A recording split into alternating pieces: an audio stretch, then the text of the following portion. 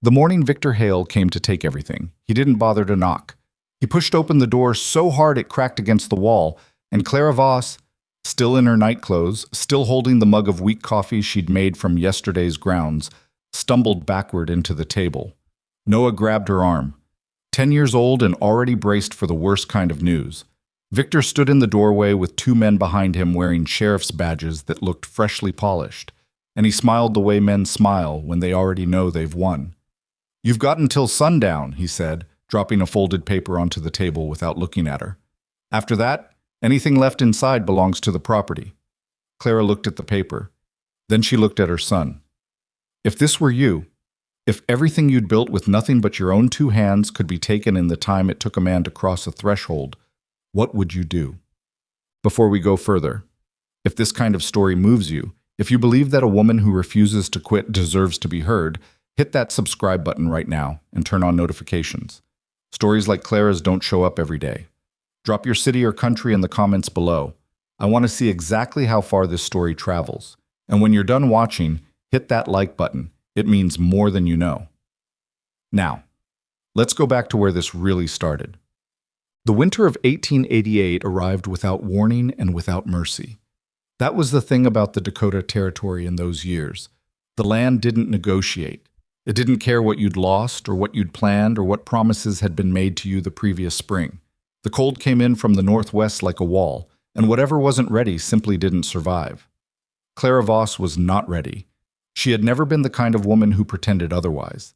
She knew her limitations the way you know an old injury, by feel, by the particular ache it left behind on certain mornings. She was 29 years old, 5'4", and she hadn't slept more than 4 hours at a stretch since her husband Martin disappeared 8 weeks earlier. She was lean in the way that hunger makes a person lean, and her hands were already cracked from cold water and rough work, and there were moments, private moments, always after Noah fell asleep, when she sat in the near dark and shook. Not from cold, from fury. Martin Voss had been many things. He had been funny in an unexpected way, the kind of funny that caught you off guard on bad days. He had been patient with Noah in ways Clara sometimes struggled to match. He had been, in the quiet language of that time and place, a decent man. But he had also been a man who kept things from her. She didn't know the extent of it until his brother Rupert appeared at the door 3 days after the first heavy snowfall, hat in hand, face carrying the particular expression of a man delivering news he'd been rehearsing for a while. "Martin had debts," Rupert said. Clara waited. "More than I knew. More than he let on to anybody." Rupert wouldn't meet her eyes. "I was a big man, broad across the shoulders, and he had a habit of looking at the floor when he was uncomfortable, which made him look like a very large child. He borrowed against the property, the whole parcel, 3 separate lenders." "He did what?" "I'm sorry, Clara." She stared at him.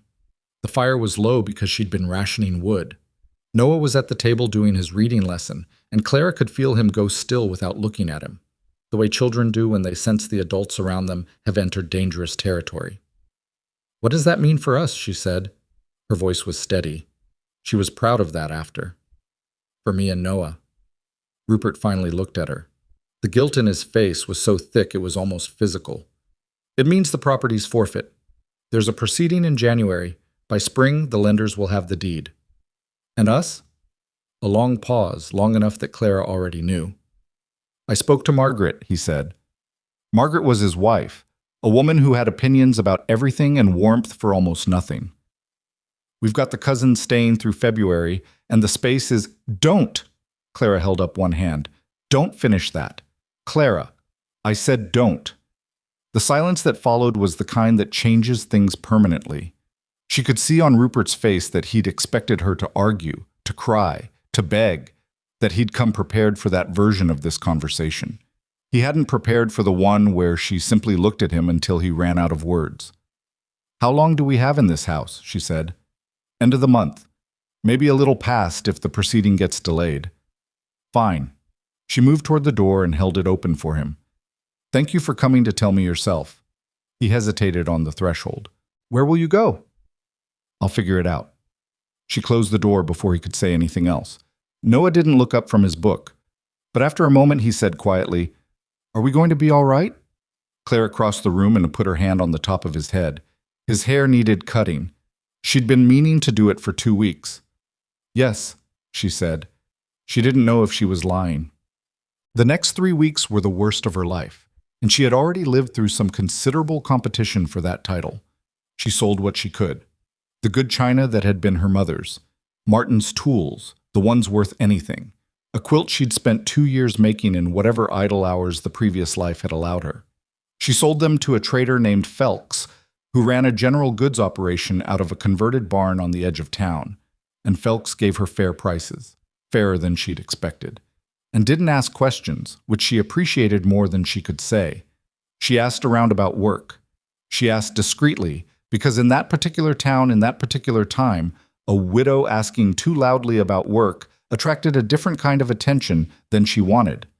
The hotel needed a laundrywoman, but the pay was barely enough to cover board, let alone board for 2.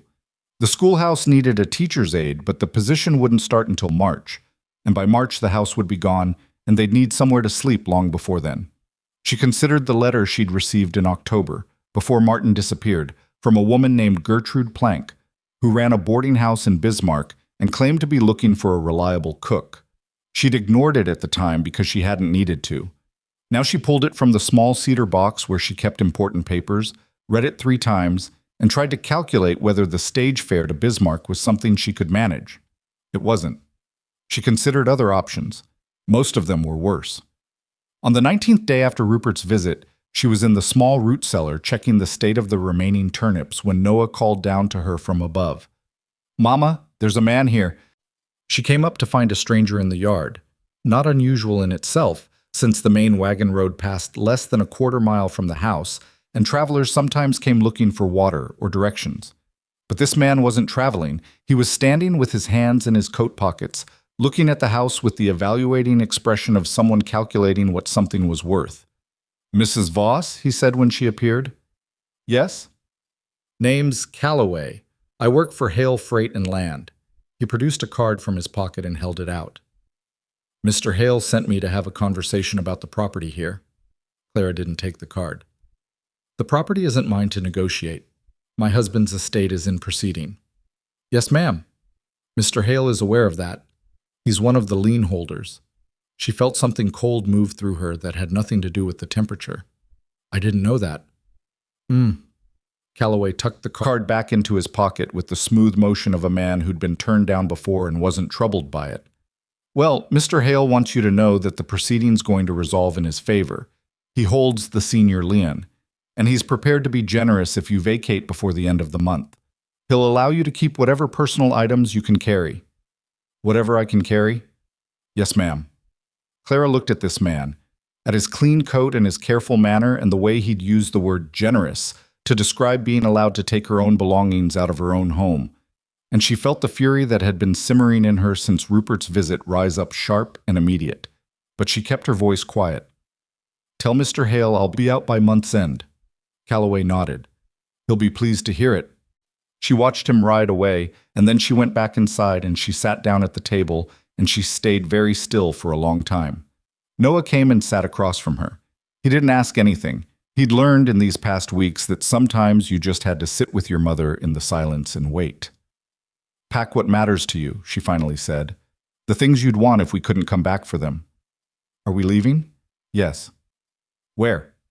She'd been thinking about that for 3 weeks.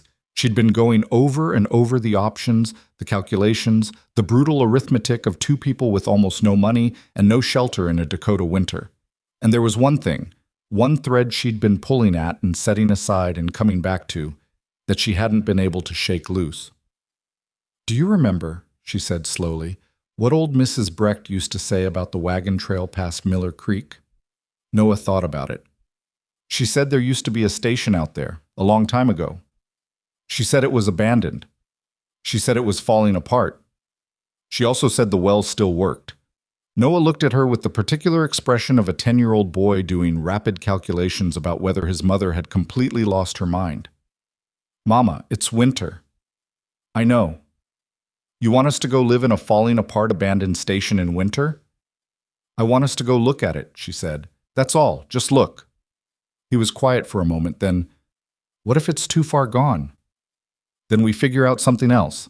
She met his eyes. But I'm not going anywhere as Victor Hale's charity case. You understand me?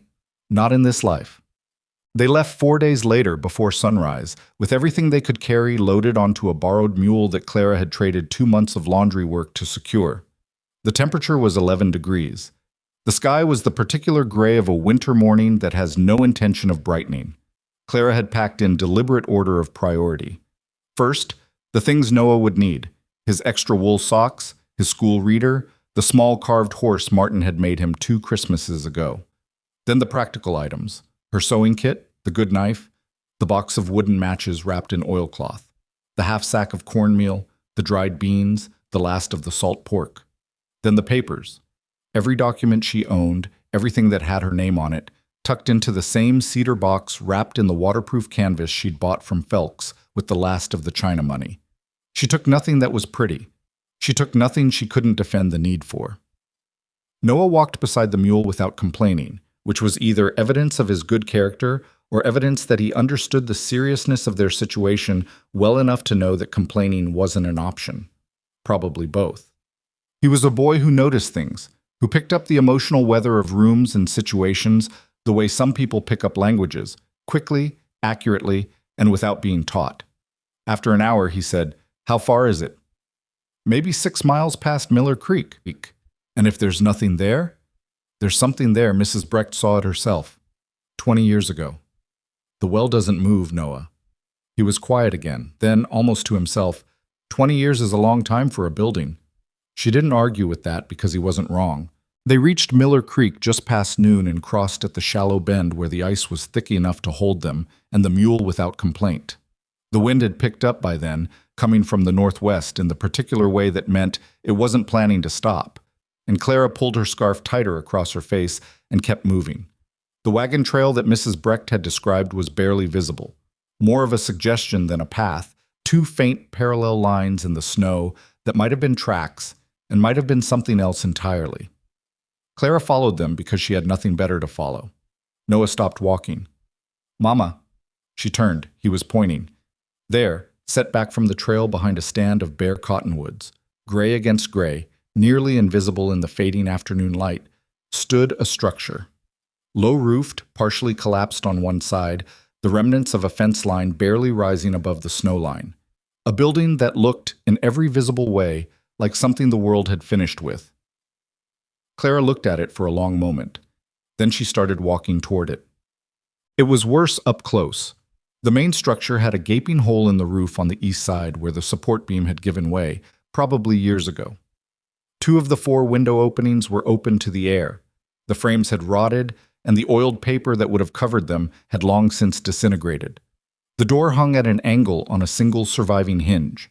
Inside, the floor was half covered in drifted snow, and the walls showed water damage streaking down from the ceiling in long brown stains. Noah stood in the doorway and said nothing. Clara walked the perimeter of the room, stepping over the drifted snow, pressing her palm against the walls to test their solidity, looking up at the partial ceiling and calculating. The damaged side was bad, genuinely bad, but the western portion of the structure, where the roof remained intact, was holding. The walls on that side were solid. The old stone hearth, stacked river rock mortared with what looked like clay and horsehair, was intact. Cold, dark, and filthy, but intact. Off the main room, through a low doorway, she found the bakehouse. She stopped. It was smaller than the main room, but better preserved. The roof over it was still complete, and the walls were thick enough that the cold hadn't penetrated in the same way. And there, taking up most of the back wall, was the oven. It was enormous. Whoever had built it had understood what they were doing. A barrel-vaulted clay and stone construction with a thick firebox and a wide mouth, the kind of oven designed to hold heat for hours after the fire was pulled. The kind of oven that, in the right hands, could bake 20 loaves at once. It was covered in grime. There was a crack running through the upper arch that would need repair. The iron door was seized in place with years of rust. But the structure was there. Clara put both hands on the oven's face and felt the cold stone under her palms. "Well," she said quietly, to no one in particular. Noah appeared in the low doorway. "What is it?" "It's an oven." He looked at it. "It's broken." Things that are broken can be fixed. He looked at her the way he sometimes looked at her, with a mixture of trust and apprehension, as if he couldn't quite decide whether his mother was very brave or very foolish, and wasn't sure the difference mattered in the end. "Are we staying?" Clara turned and looked back through the doorway into the main room. The snow on the floor, the open windows, the sagging door, the cold stone hearth that hadn't held a fire in God only knew how many years. Then she looked at the oven. "Yes," she said. "We're staying." The first night was the worst thing she could remember, and she had some competition for that title too. They got a fire going in the main hearth by late afternoon. The chimney drew, which was the first genuine piece of good news, and Clara spent 2 hours packing snow into the open window frames and covering them with the canvas she'd brought, which was not enough canvas for the job, but was what she had. She wedged the broken door closed with a piece of fallen beam. She spread both blankets on the driest section of floor near the hearth, and built the fire up as high as she dared, given that she couldn't see the full state of the chimney above. Noah ate cornmeal mush without complaint. He fell asleep with the carved horse in his fist. Clara sat up and watched the fire and listened to the wind work at the building's weaknesses, probing and testing, finding every gap and crack. The cold came in under the door. It came in around the edges of the canvas. It came down from the damaged section of ceiling in a way she couldn't prevent. She sat with her knees pulled up and her coat wrapped around her shoulders, and she thought, "I could have stayed. I could have gone to Rupert. I could have accepted whatever Victor Hale was offering and been somewhere warm tonight." And then she thought, no, I couldn't. That was never actually an option. She didn't know if that made her brave or just stubborn. She suspected the line between the two was thinner than anyone liked to admit. Sometime after midnight, she heard something move outside. She went still. The fire had burned down to coals. Noah slept on, undisturbed. The sound came again, a soft padding close to the door. Something circling the building. She picked up the fire poker and stood. After a long moment, she heard whatever it was settle, a kind of scraping and settling sound, just outside the door. Then silence, except for the wind. In the morning, when she pulled the beam away from the door and pushed it open, she found a dog. It was medium-sized, with a coat the color of old copper. A tarnished, burnished, reddish-brown that caught even the weak winter light in a way that made you think of something metallic. It was lying with its back against the building, as if it had pressed itself there for warmth in the night. It raised its head when the door opened but didn't move. Clara looked at it. It looked back at her. "Where did you come from?" she said. It didn't answer, obviously, but it did thump its tail twice against the frozen ground, which she chose to take as a reasonable response. She went back inside and got a piece of the salt pork, a small piece, because they couldn't afford anything else, and brought it back out. The dog took it from her hand with a gentleness that surprised her, then stood and shook itself and looked up at her with the expression of an animal that had made a decision. "You're not ours," she told it. It sat down and waited. She looked at it for another moment. Then she went inside to wake Noah and start the day. She called the dog Brass, not because she'd decided to keep it, but because you couldn't keep calling something the dog indefinitely, and the name fit. The second day was harder than the first, which she hadn't thought was possible. She discovered that the well, the thing she'd banked almost everything on, had a rope that had rotted through, which meant drawing water required improvising a new one from the rope she'd brought for the mule. She discovered that the snow she'd packed into the window frames had a tendency to loosen as the interior warmed, requiring her to repack it every few hours. She discovered that the firewood situation, fallen timber within reasonable reach, would last them perhaps a week before she'd need to find more. Noah helped where he could, which was nearly everywhere. He was strong for his size, and he didn't waste energy on arguments or complaints, which was a quality Clara had come to value above almost everything else in a person. He repacked the windows without being asked. He found a stack of usable boards in what remained of a collapsed outbuilding and dragged them inside. He fed and watered the mule with a focused seriousness that made Clara's chest hurt in a way she couldn't quite name. In the afternoon, she went into the bakehouse. She wasn't ready to attempt the oven. She knew that. The crack in the arch needed assessment, and the firebox needed cleaning, and the iron door needed to be freed from its rust before she could do anything else. She knew all of this. But she wanted to understand what she had. She cleaned the oven's face with a damp rag, slowly, carefully. until she could see the material it was made from. The clay was river clay, she thought, mixed with sand and something that looked like ash. Whoever had built this had known what they were doing. The construction was layered, outer shell, thermal mass, inner chamber, in a way that suggested someone who understood how heat moved and why it mattered. There was a narrow shelf built into the wall beside the oven. Most of what was on it had been ruined by time. A jar of something that had gone black and unidentifiable, a rusted tin cup, a broken-handled brush. But at the back of the shelf, tucked behind the ruined jar, was a flat tin box with a lid. Clara picked it up. The lid was stuck with corrosion, and it took her a moment to work it open, and when she did, she found inside a thin stack of papers, yellow with age but intact, preserved probably by the tin and by the relative dryness of the bakehouse. The handwriting was difficult, cramped and faded, with spelling that suggested someone who had learned to write from practice rather than instruction.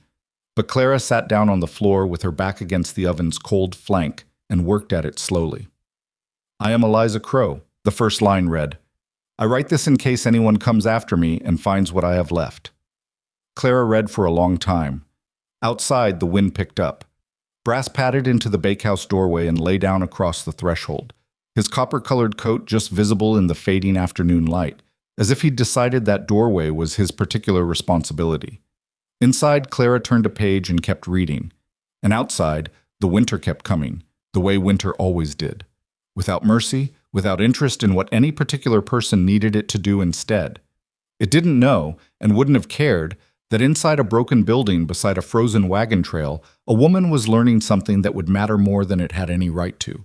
It was only an oven, it was only a set of old notes. But in the hands of a woman with nothing left to lose, sometimes that was enough. Eliza Crow had not been a patient woman by nature. That was the first thing Clara understood after reading through the notes a second time, more carefully, in the thin gray light of the following morning. The woman who had written these pages had a temper that showed through even in her handwriting. The letters pressed harder when she was frustrated, the lines cramping together when she was working through something that wasn't cooperating. There were crossed-out passages that looked like they'd been crossed out with feeling. There were margins full of corrections and second thoughts. And in one place, what appeared to be a single word written and then obliterated so thoroughly that Clara couldn't make it out at all. But Eliza Crow had learned patience. That was the whole point. That was what the notes were about. "The oven does not care what you want," she had written on the third page. "It only responds to what you do. Rush it, and it punishes you. Treat it like it has its own mind, and it will work with you. That is the only secret I know." Clara set the notes on the shelf and looked at the oven. The iron door was still seized with rust. The crack in the upper arch was still there, a finger-width gap that ran from the crown down about 8 inches before it stopped. The firebox was packed with years of ash and debris, bird nesting material, she thought, and probably mice, and things she'd rather not examine too closely. She had no clay to repair the arch. She had no tools designed for this kind of work. She had a belt knife, a pry bar she'd found in the collapsed outbuilding, a bucket, and 2 hands that were already raw from the cold. She started with what she could do. The firebox took most of the morning. She cleared it by hand in the beginning, removing the packed debris in layers, shaking out the old ash into the bucket and hauling it outside in loads. Noah helped until his fingers went numb, then she sent him to check on the mule and rebuild the fire in the main room, and he went without arguing, which told her his hands were worse than he'd said. Brass sat in the bakehouse doorway and watched her work. "You're not useful," she told him. He wagged once and stayed where he was. By noon, she had the firebox cleared down to the original clay floor, which was cracked in places but intact. She found the ash grate under the debris, iron, heavier than she expected, but not rusted through. She cleaned it off and set it back in place. Then she sat back on her heels and looked at the crack in the arch. Eliza's notes had addressed this. Not the crack specifically, but the principle behind it. "Clay repairs clay," she had written. "What the oven is made of is what will fix it. Find the right riverbed clay, mix it dry, work it wet, and press it into the damage in layers. Do not rush the drying. The oven will tell you when it is ready by the sound the clay makes when you tap it." Clara read that passage 3 times. Then she put on her coat and went to find the creek. Miller Creek was a quarter-mile back the way they'd come, and in January it was frozen to a depth that made her feel better about having crossed it on the mule. But where the creek bent and the bank undercut, the freeze was thinner, and below the ice she could see the dark color of clay-heavy soil. She broke through with the pry bar and dug out what she needed with her hands, working fast because the water that seeped in from the sides was cold enough to make her fingers stop working properly after about 3 minutes. She carried the clay back in the bucket. She mixed it on the bakehouse floor with a small amount of ash. Eliza had written that ash strengthened the bond, and worked it until it was the consistency she thought she wanted, which was a guess because she had never done anything like this before in her life. She had done a great many things before that she'd never done before. She'd learned to slaughter a hog at 15 from watching once and then doing it herself. She'd learned to set a broken bone, Noah's finger, when he was 7, from a fall, from a description in the almanac that arrived in the mail. She'd learned in the past 6 weeks that she was capable of a level of fear she hadn't previously understood existed, and that she could function through it anyway. She pressed the clay mixture into the crack in small amounts, working from the inside out, smoothing each layer before adding the next. It took her most of the afternoon. When she was done, she stepped back and looked at it. The repair was visible. She hadn't tried to make it invisible, just solid. And she didn't know yet if it would hold. She'd find out when the oven was fired. That was simply the truth of it. "Is it fixed?" Noah said from the doorway. He'd come back from the main room with color in his cheeks and ash on his sleeve. "I think so. We'll find out." "When?" "When the clay is dry. A few days, maybe. Could be longer in this cold." He looked at the oven with an expression she recognized, the careful, measuring look he used when he was trying to calculate whether something was going to work. He'd gotten that from Martin, she thought. Martin had looked at problems the same way. "What do we do if it doesn't work?" he said. "Fix it again." "And if it keeps not working?" Clara turned and looked at him directly. "Then we keep fixing it. That's what we do. We're not leaving." Noah held her gaze for a moment. Then he nodded, once, the way he sometimes did, not the nod of a child deferring to an adult, but something more considered than that, the nod of someone who had decided to commit to a direction. "Okay," he said. 4 days passed in a rhythm that was brutal in its demands, but had the virtue of leaving no space for despair. They woke before light. Clara rebuilt the fire in the main hearth while Noah saw to the mule. They ate whatever was practical, cornmeal, mostly, with dried beans when she could get them to cook through in the small iron pot. And then they worked until the light failed and they ate again and slept. The work was the thing that kept her sane. She understood that clearly. As long as there was something to do, something specific and physical that needed doing, the fear stayed at a manageable distance. It was in the moments between tasks that it tried to get in, when she sat down to rest and her mind went to the question of how long the cornmeal would last, or whether the temperature would drop further, or what would happen to Noah if she got sick. She didn't let herself sit still for long. The window frames got repaired properly, first with salvaged boards and then with the oiled canvas she'd traded for at Felk's. 2 sheets of it, enough to cover all 4 openings if she cut them carefully. The door got a second hinge, salvaged from a cabinet she found in what had been a storage room off the main structure, mostly collapsed but with useful bits inside. She patched the worst of the ceiling damage in the main room with boards and packed clay, not because it was a perfect repair, but because it stopped the worst of the cold coming in from above. She found a rusted axe head in the debris pile and spent the better part of an afternoon setting it on a new handle, a straight-grained piece of ash from one of the fallen branches, and sharpening it on the flat river stone she'd brought up from the creek for exactly that purpose. With the axe, she could cut proper firewood instead of relying on deadfall. With proper firewood, the fire in the main hearth could run steady instead of burning hot for an hour and then guttering. On the 5th morning, she tapped the clay repair on the oven arch and listened. It sounded like stone. Not quite like stone. Not yet, but close enough. Dense and settled rather than hollow and loose. She tapped along the edges of the repair and then along the original clay surface beside it, comparing the sounds, feeling the difference. Eliza had written, "When it sounds like it belongs, it belongs." "All right," Clara said quietly, to the oven, or to the memory of the woman who had built it, or to no one. "All right." She built the first fire small.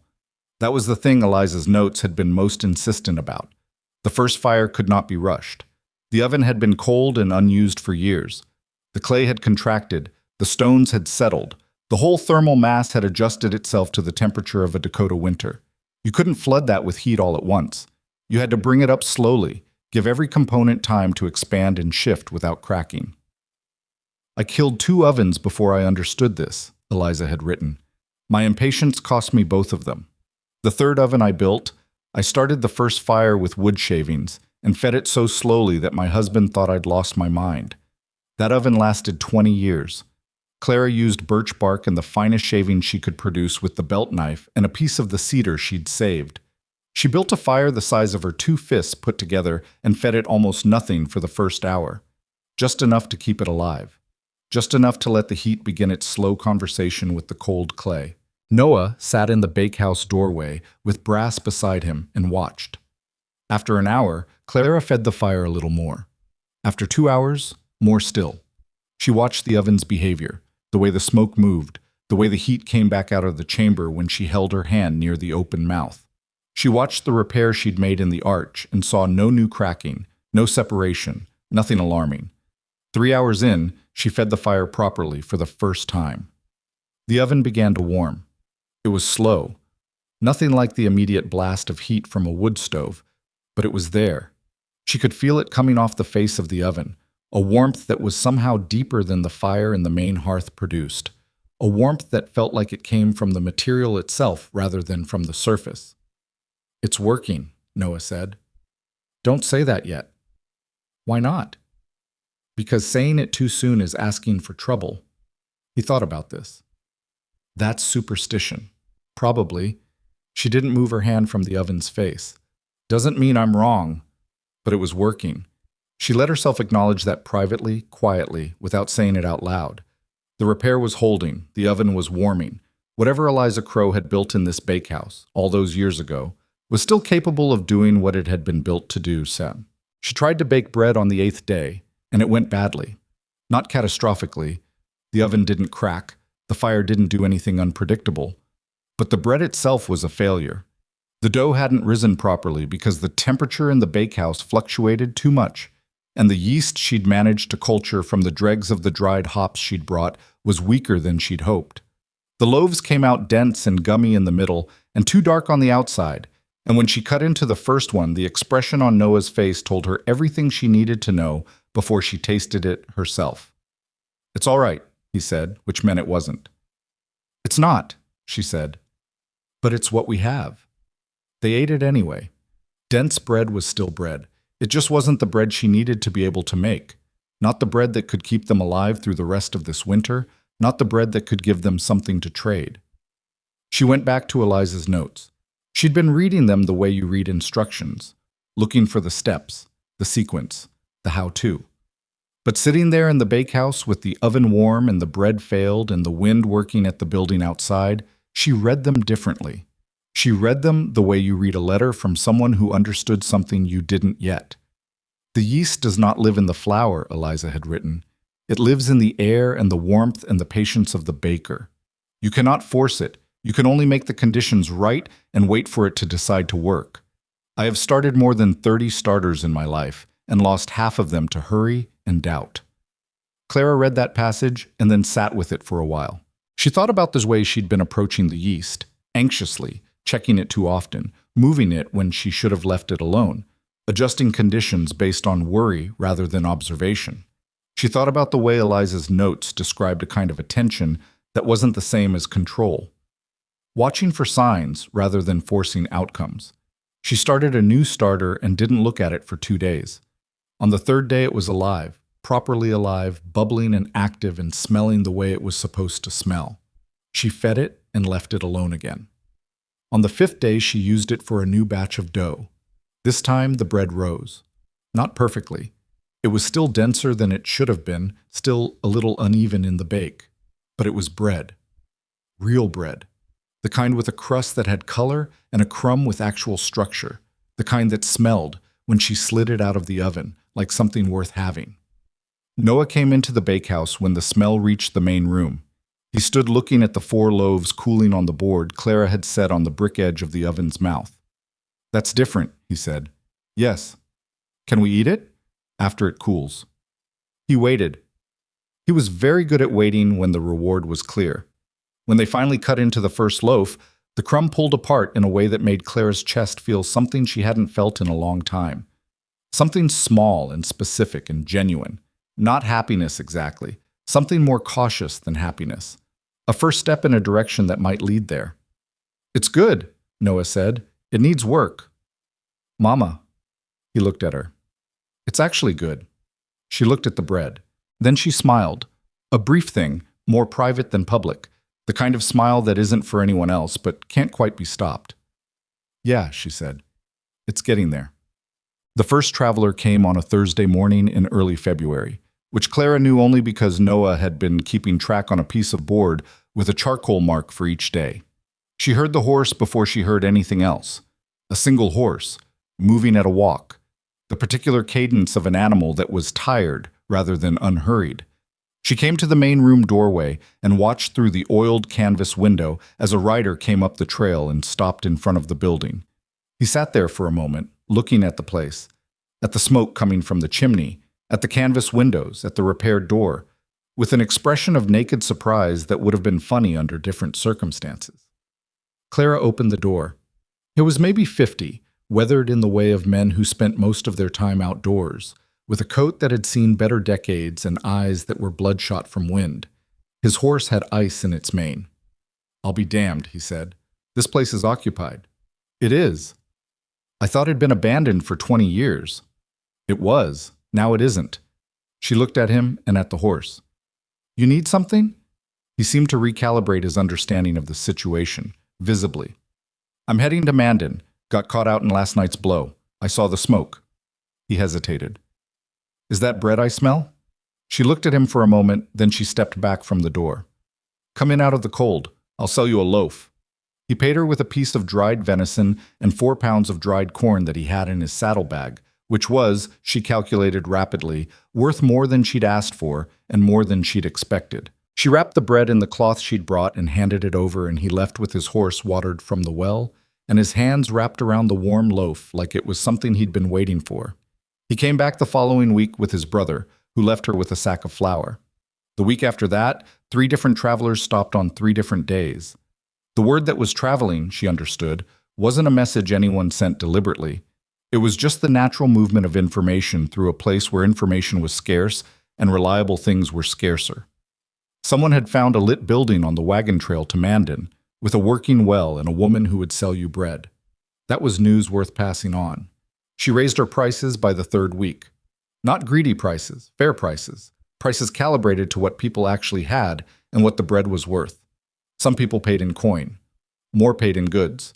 Flour, dried beans, salt. A bolt of wool cloth from a merchant heading west. A jar of rendered lard from a farm wife traveling east. She kept a ledger on the back of one of Eliza's pages. She'd started writing on the clean side, noting each exchange in a hand that was smaller and neater than Eliza's had been. The station was becoming something. It was not yet stable. She knew that.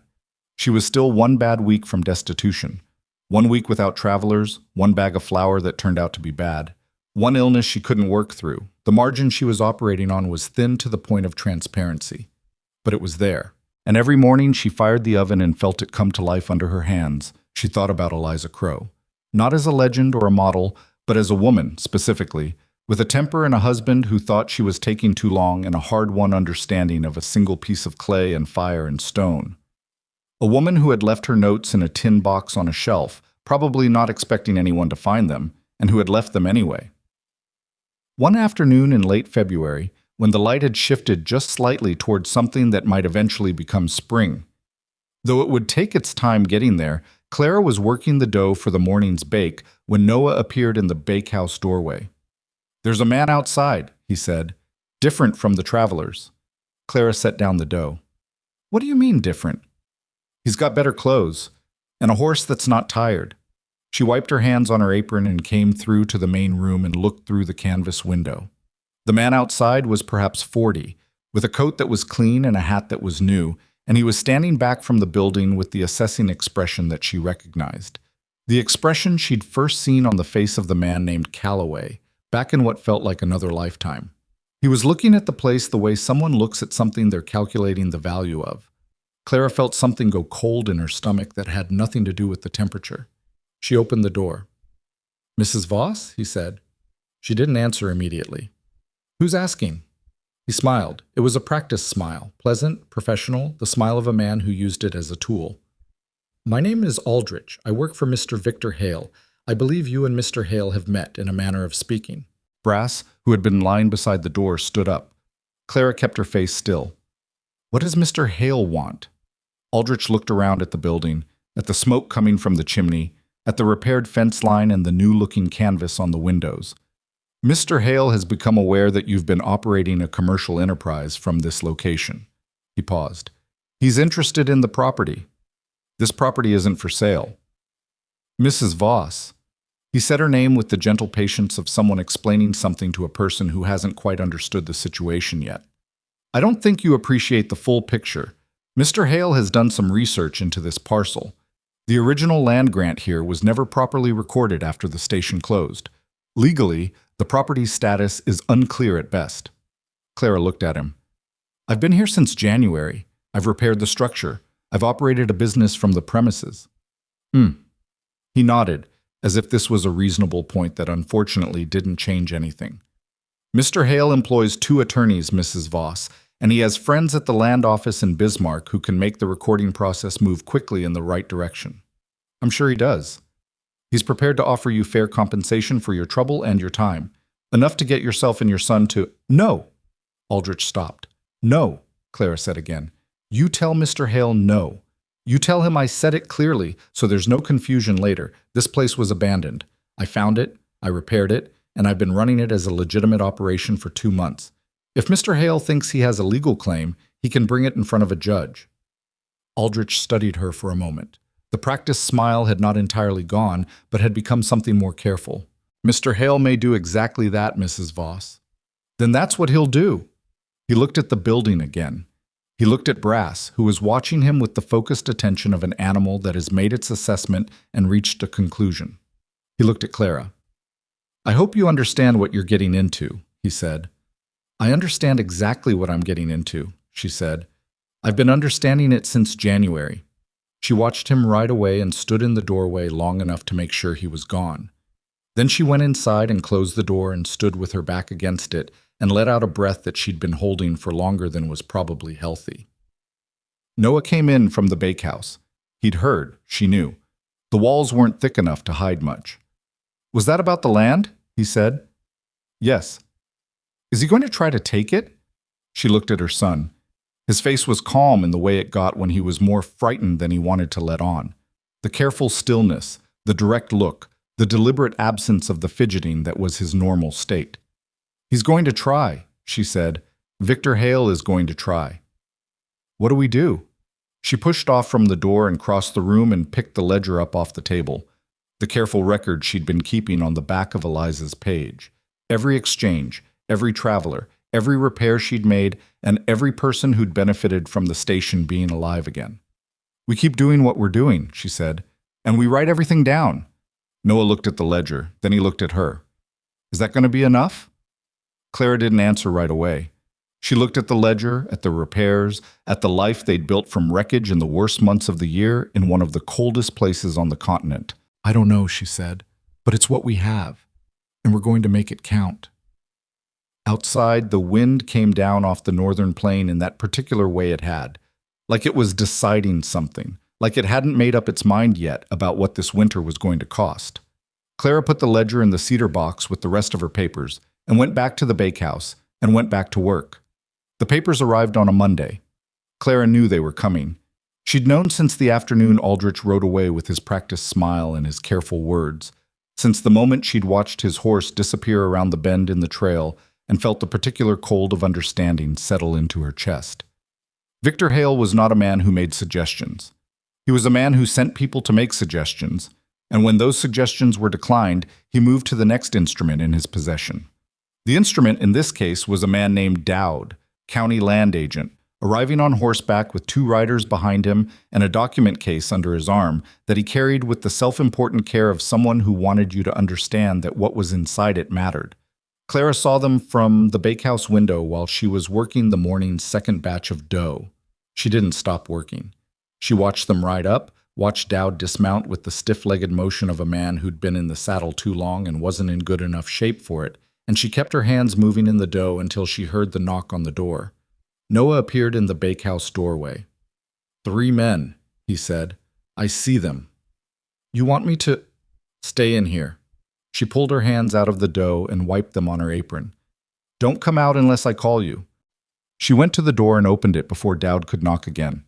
He was a small man with the kind of neatly trimmed mustache that men grew when they wanted to look more authoritative than they felt. He had the document case open before she'd fully registered his face. "Mrs. Voss, I'm Hugh Dowd, county land agent for Morton County. I'm here to serve notice of a land claim proceeding initiated by Hale Freight and Land with regard to this property." He held out a folded document. "This is your official notification. You have 30 days to respond through proper legal channels or vacate the premises." Clara took the document. She unfolded it and read it, standing there in the doorway with the cold coming in around her, taking her time despite the fact that Dowd shifted his weight impatiently, and one of his riders made a small sound that was probably meant to communicate that this was a formality and she shouldn't bother reading carefully. She read carefully. The language was dense and full of references to statutes she didn't know, but the shape of it was clear enough. Victor Hale was claiming that the property had been abandoned without proper legal resolution, that the original land grant had lapsed, and that he had filed to have the parcel recognized under his existing land holdings in the territory. The 30-day notice was, she understood, a courtesy, the kind of courtesy that was extended not out of any genuine consideration, but because the law required it. "Who's the presiding official for the proceeding?" she said. Dowd blinked. He hadn't expected that question, which told her something. "The claim will be heard by Land Commissioner Beaufort out of Bismarck. And Mr. Beaufort is acquainted with Mr. Hale, I assume." Dowd's expression shifted just slightly, a tightening around the eyes. "Commissioner Beaufort is a duly appointed official of the territory." "That's not what I asked." One of the riders made a sound that wasn't quite a laugh and turned it into a cough. Dowd shot him a look, and then looked back at Clara with the expression of a man who wanted to move on. "You have 30 days, Mrs. Voss. I'd encourage you to use them wisely." "Thank you, Mr. Dowd." She stepped back and closed the door. She stood with the document in her hands and looked at it for a long moment. Then she went to the table, set it down, and went back to the bakehouse to finish the bread. Noah was waiting exactly where she'd left him. "Well, we have 30 days to respond to a land claim." "What does that mean?" "It means Victor Hale has filed legal papers." She picked up the dough and started working it again. "It means we need someone who understands the law." Noah was quiet.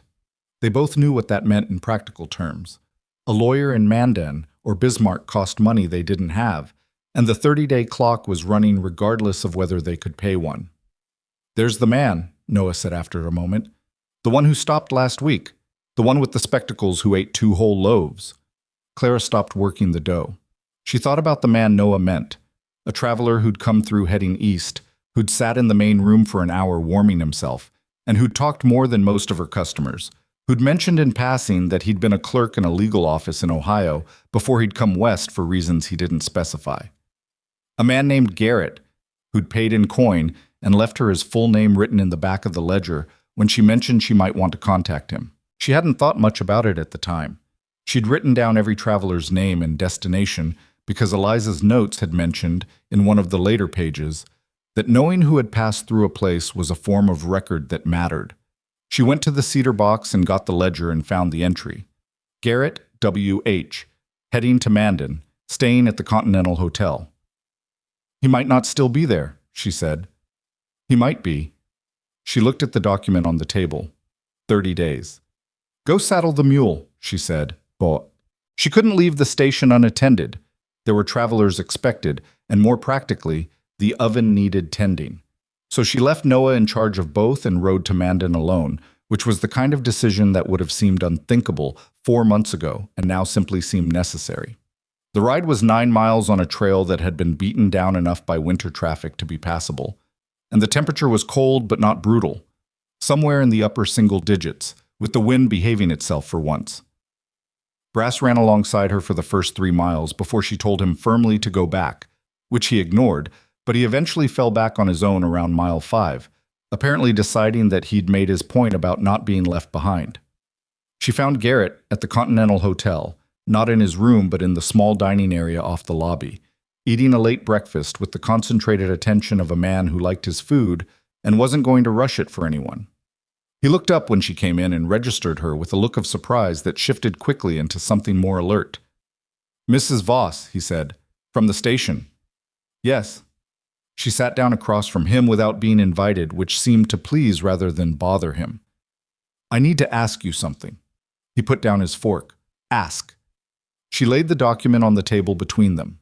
He picked it up and read it with the speed of someone practiced at processing legal language, his eyes moving down the page in the particular focused way of a person who knows what they're looking for and where it's likely to be. When he finished, he set it down and was quiet for a moment. "Victor Hale," he said. "You know him?" "Of him. Most people in the territory know of him." He picked up his coffee cup. "He has a habit of finding properties in ambiguous legal situations and resolving that ambiguity in his own favor. He's very good at it. I need to know if I have a case." Garrett looked at her over the rim of his cup. He had the kind of face that was difficult to read. Not cold exactly, but careful. The face of someone who had learned to think before speaking. "Tell me exactly what you found when you arrived at that property. Everything. What state it was in, what you did, who has come through since." She told him. All of it. The collapsed roof section, the oven, the well, the repairs she'd made one by one over 2 months, the travelers, the ledger, the trade records. She told him about Eliza Crow's notes and the tin box and the careful record she'd kept of every exchange. She told him about Aldrich's visit and what Aldrich had said about the land recording being unclear. Garrett listened without interrupting. When she finished, he set down his cup. "The doctrine of adverse possession," he said, "is recognized in the territory.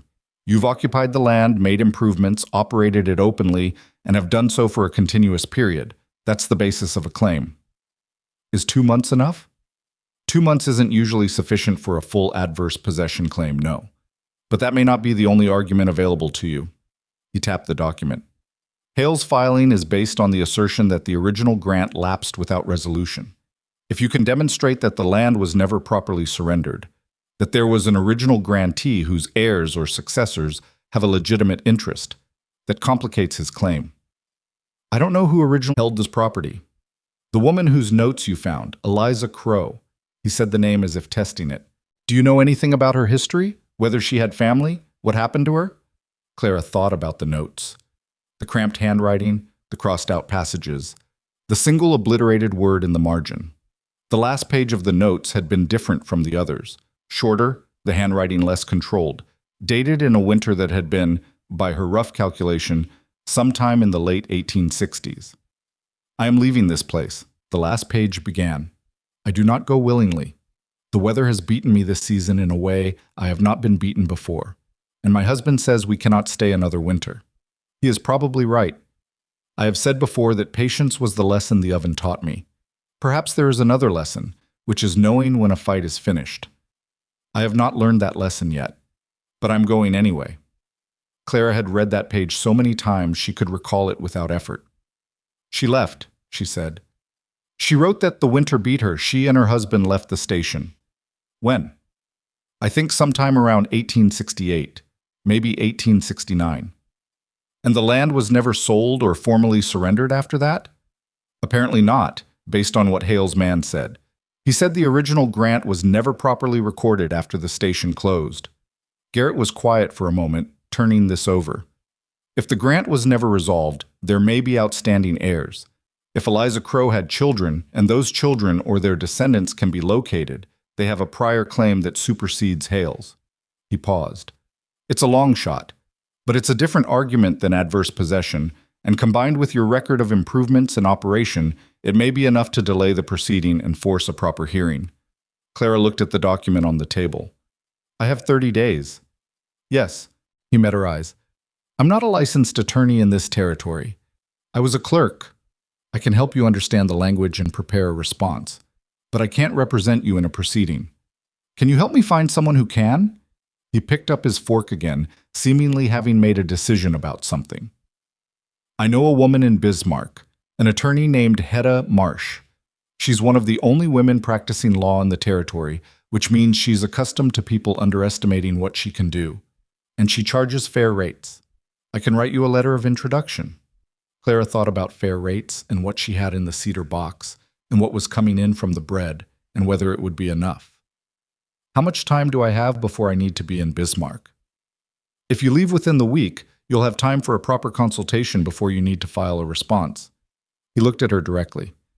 Mrs. Voss, I want to say something, and I hope you'll take it in the spirit it's meant. She waited. Hale is not going to stop. Even if this proceeding fails, he'll find another angle. He's a patient man when patience serves him, and he has resources that most people he goes up against don't have. He paused. I'm not saying this to discourage you. I'm saying it so that you go into this with your eyes open. My eyes have been open since January, she said. Write me the letter. She was back at the station by nightfall, cold to the bone and with a letter for Hedda Marsh in her coat pocket, and she found Noah had managed a full day's baking and 2 sets of travelers without incident, which relieved her more than she let on. Over the next week, the work of survival continued in parallel with the work of fighting. She baked in the mornings and corresponded in the afternoons. Garrett had given her paper and an envelope, and she wrote out, in careful detail, everything she had told him and everything he had suggested she compile. She went through the ledger entry by entry, organized the trade records by date, and wrote a separate account of each structural repair she'd made with the approximate date and the materials used. She had no witnesses to most of this work, which was a problem she acknowledged in the letter to Hedda Marsh without trying to minimize it. She did have one thing she hadn't thought of immediately as evidence: the travelers themselves. They kept coming. By March, the station had developed a reputation along the trail that Clara hadn't entirely planned for and couldn't have manufactured. Word among the people who moved through that part of the territory that the old Crow station was operating again, that the bread was worth stopping for, that the well was reliable, and the woman running the place would deal fairly. 3 or 4 people a week, sometimes more on days when the trail was busy. She began asking, carefully, whether any of them would be willing to put their names to a statement about what they had seen at the station and when. Most agreed without hesitation, not out of any particular allegiance to Clara, but because frontier people understood practically and viscerally what it meant to have a reliable stop on a long trail in winter, and they understood what would happen to that stop if Hale took the property. She was compiling a stack of signed statements when the letter came from Bismarck. It was from Hedda Marsh, and it was concise in the way that told Clara the woman had thought carefully about how to use words before she put them on paper. Your situation has 2 significant complications, the letter read. The first is the 30-day timeline, which is shorter than I would like for a thorough response. The second is Commissioner Beaufort, who has a relationship with Hale Freight and Land that I would characterize as financially intertwined. A proceeding heard by Beaufort will not be impartial. Clara read that paragraph twice, feeling the cold certainty of it. However, the letter continued, I have found something in the territorial land records that Mr. Hale's attorneys may not have found, or may have found and chosen not to disclose. The original Crow Station land grant, issued in 1861, was made to a grantee named Thomas Crow. Thomas Crow died in 1871. His estate was never probated in this territory, but I have located a reference to a daughter, one Margaret Crow, later Margaret Alderman, who relocated to Minnesota in the early 1870s. If Margaret Alderman or her heirs can be located and will execute an assignment of their interest in the property to you, Hale's claim becomes substantially more difficult to prosecute. Clara sat down. She read the letter again. Then she sat very still for a long time. Thomas Crow, Eliza Crow's husband, the man who had said, in the winter of 1868 or 1869, that they couldn't stay another year. The man who had probably been the one to let the legal status of the property drift unresolved, because resolving it cost money and effort, and the winter had beaten them, and sometimes when a thing is over, you just go. She thought about Eliza's last page. He is probably right. I have not learned that lesson yet. But I'm going anyway. Thomas had been right, and the property he'd left behind unresolved had become the thing Clara was now fighting to keep. She wrote back to Hedda Marsh that evening. She agreed to the attorney's fees, which were substantial enough that she would need to borrow against future bread income to cover them, and asked Hedda to begin locating Margaret Alderman or her heirs immediately. She didn't tell Noah about the letter that night. She wasn't ready to explain the full complexity of it, the long chain of accident and neglect and human decision that had created this particular legal knot, to a 10-year-old, and she wasn't ready to put the hope of it into words out loud, where it might turn fragile. She went to the bakehouse and stood in front of the oven and let herself feel the warmth coming off its face in that deep, patient way that it had. Not the sharp heat of a quick fire, but the sustained, considered warmth of a thermal mass that had been properly built and properly tended. She thought about Eliza Crow, who had learned patience from the same oven and then been beaten by a winter anyway and left. She thought about what it would mean if Margaret Alderman was dead, if there were no heirs, if the thread that Hedda Marsh had found led nowhere. She thought about Victor Hale and his attorneys and Commissioner Beaufort and the particular way powerful men move through the world. Not rushing, exactly, but with the settled confidence of people who know that time and resources work in their favor. She pressed both palms flat against the oven's face. The clay was warm and solid and exactly what it was. The blizzard started on a Wednesday in the third week of March, which should have been too late in the season for a storm of that magnitude, but wasn't, because the weather in Dakota Territory had no interest in what should have been. Clara had seen it building for 2 days. The barometric pressure doing something she'd learned to read from a sky that went flat and pale in a particular way, the wind shifting direction twice in 12 hours. The animals becoming uncomfortable and restless in the manner of creatures whose bodies registered what human instruments often missed. She'd spent those 2 days preparing, filling every container she had with water from the well, cutting and stacking firewood against the interior wall of the main room until there was a full quart of it, checking the oven and the main hearth and the repairs on the windows and the door. She'd also done something she hadn't been sure about until she did it. She'd taken the cedar box and wrapped it in the waterproof canvas and put it in the highest, driest place she could find in the main room, a shelf she'd built against the solid west wall. Because if the roof went in this storm, she was not going to lose those papers. The storm hit in the night. She knew it was bad before she was fully awake. The sound of it was different from any of the storms that had come through since January, a bass register to the wind that she felt in her chest before she heard it with her ears. She got up and checked the windows and the door and rebuilt the fires in both the main hearth and the bakehouse, feeding them more generously than usual, because if the temperature outside was what she thought it was, they were going to need the heat. Noah slept through the first 2 hours, which she was grateful for. When he woke around 3 in the morning, the wind was doing something to the building that she would have called shaking if she'd wanted to be accurate about it. He came and sat beside her at the main hearth without speaking, wrapped in his blanket, brass pressed against his side. "How bad is it?" he said. "Bad." "Is the building okay?" She listened to the sounds the structure was making, the creaking in the repaired roof section, the particular percussion of the window canvas under pressure, and made her best assessment. "It's holding." He nodded. Then, after a moment, "The oven?" "I fired it before I went to sleep. It'll stay warm even if the fire in the firebox burns down." He thought about this with the careful attention he gave to technical problems. "How long can it hold heat?" Eliza wrote that a properly fired oven holds baking temperature for 6 to 8 hours after the fire is pulled. The thermal mass keeps it. "What if the storm goes longer than that?" "Then we refire when we need to." They sat together listening to the storm work at the building. It wasn't comfortable silence.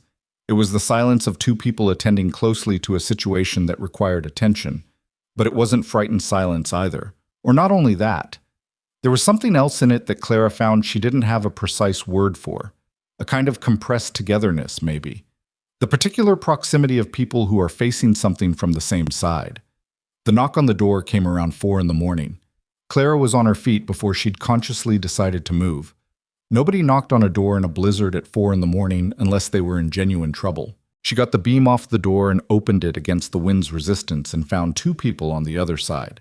A man and a woman, both so covered in snow and ice that she couldn't make out their faces. The woman barely upright, the man holding her with both arms. "We were on the trail," the man said. His voice was strange, thick with cold, the words not coming out cleanly. "The horses—" He stopped. "I don't know where the horses went. We walked. I saw your light." Clara stepped back.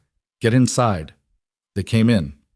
The woman, once the snow was off her and she was in the firelight, turned out to be young, younger than Clara had expected, maybe 22, with the blank fixed look of someone whose body had been consuming its reserves for too long. The man was older, her father perhaps, with frost in his beard and hands that had gone white at the fingertips. "Noah," Clara said, "get the blankets. Get the pot on the hearth." He moved.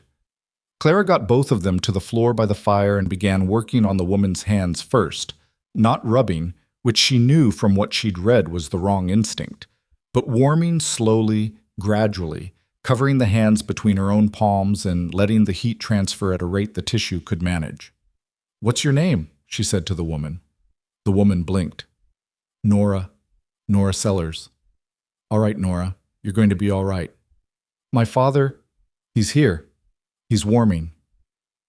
Over the next hour, she worked on both of them, warming, watching, feeding them the thin bean soup she had on the fire, and then bread when it was clear they could manage solid food. The man's name was Gil Sellers. They'd been 3 days on the trail from the east, pushing to make Mandan before a family situation that he mentioned and then didn't elaborate on. "We saw the light in your window," Gil said, his words coming more clearly now that the cold was leaving him. "I didn't know the station was operating, thought it was abandoned." "It was," Clara said. "It isn't anymore."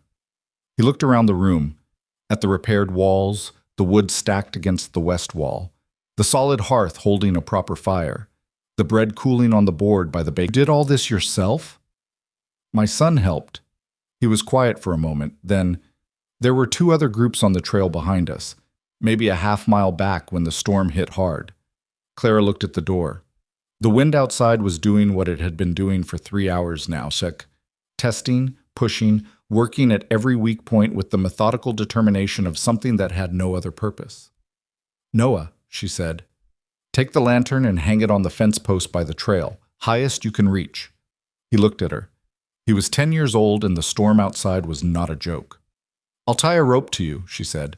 "You go out, hang the lantern, and come straight back. Don't stop. Don't look at anything. The rope comes back with you." He picked up the lantern without arguing. She tied one end of the mule's lead rope around his waist and held the other end herself, and he went out into the blizzard, and she felt the rope pay out in her hands and watched the light of the lantern diminish in the white dark outside the door, and she did not let herself think about what she would do if the wind took him off his feet. The rope stopped paying out. A long moment. Then it began to come back.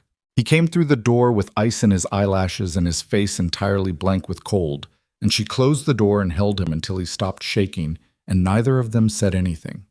Within the hour, there were 7 people sheltering in the station. The second group from the trail was 4 men. Trappers heading back from the north with a winter's take, practical men who shook the snow off themselves and asked what they could do to help before they'd even fully thawed. The third group was a family, a man named Howell, his wife, and a girl of about 7 who arrived attached to her mother's coat and did not let go for several hours.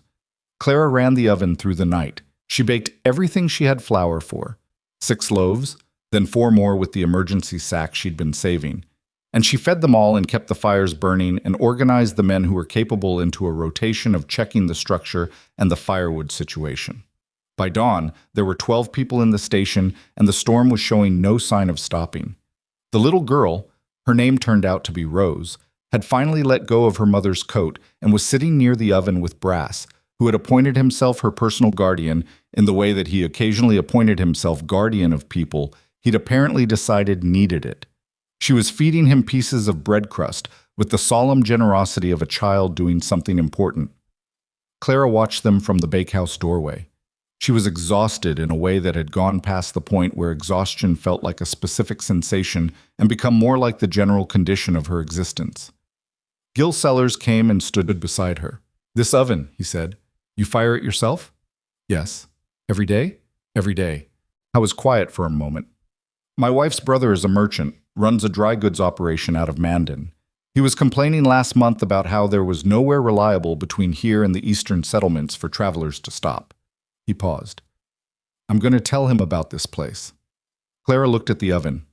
At the people arranged around it and the main hearth, warming and fed and alive, because the oven was burning and had been burning since January because a woman named Eliza Crow had built it right 50 years ago and had left her notes for someone who came after. "Tell him he's welcome," she said. Outside, the blizzard kept going. Inside, the oven kept burning, and in Bismarck, in a legal office Clara had never seen, a woman named Hedda Marsh was looking at a land record from 1861, following a thread toward a woman named Margaret Alderman, while a land commissioner named Beaufort was signing papers that Victor Hale's attorneys had placed in front of him, and neither of them knew yet which thread would pull harder. Clara went back to the firebox and added wood, and the oven took it, and the heat spread through the clay in the slow, thorough way that it had, the way that no amount of rushing could speed up and no amount of neglect could entirely destroy. Patient, she thought. The way you learned to be patient when you had no other choice. She'd been learning that lesson since January. She wasn't done learning it yet. The blizzard broke on a Friday morning, leaving behind a silence so complete it felt almost aggressive after 3 days of wind that had made the walls vibrate. Clara stood in the doorway and looked at what the storm had done to the world. The fence line was gone under the drifts. The trail had disappeared entirely, replaced by a smooth white expanse that showed no evidence of ever having been traveled. The cottonwood stand to the north had lost 2 trees. She could see them down, their root systems exposed like dark hands reaching out of the snow. The station had held. The east roof section, the one she'd repaired with boards and packed clay back in January, had held. The windows had held. The door had held. There was new water damage along the top of the north wall where the snow load had found a gap she hadn't known existed, and she'd need to address that before the next rain. But the structure was standing and the oven was burning, and 12 people had spent 3 days inside this building and were all alive. That was the accounting. She stood in the cold morning air and took it in. Gil Sellers came and stood beside her.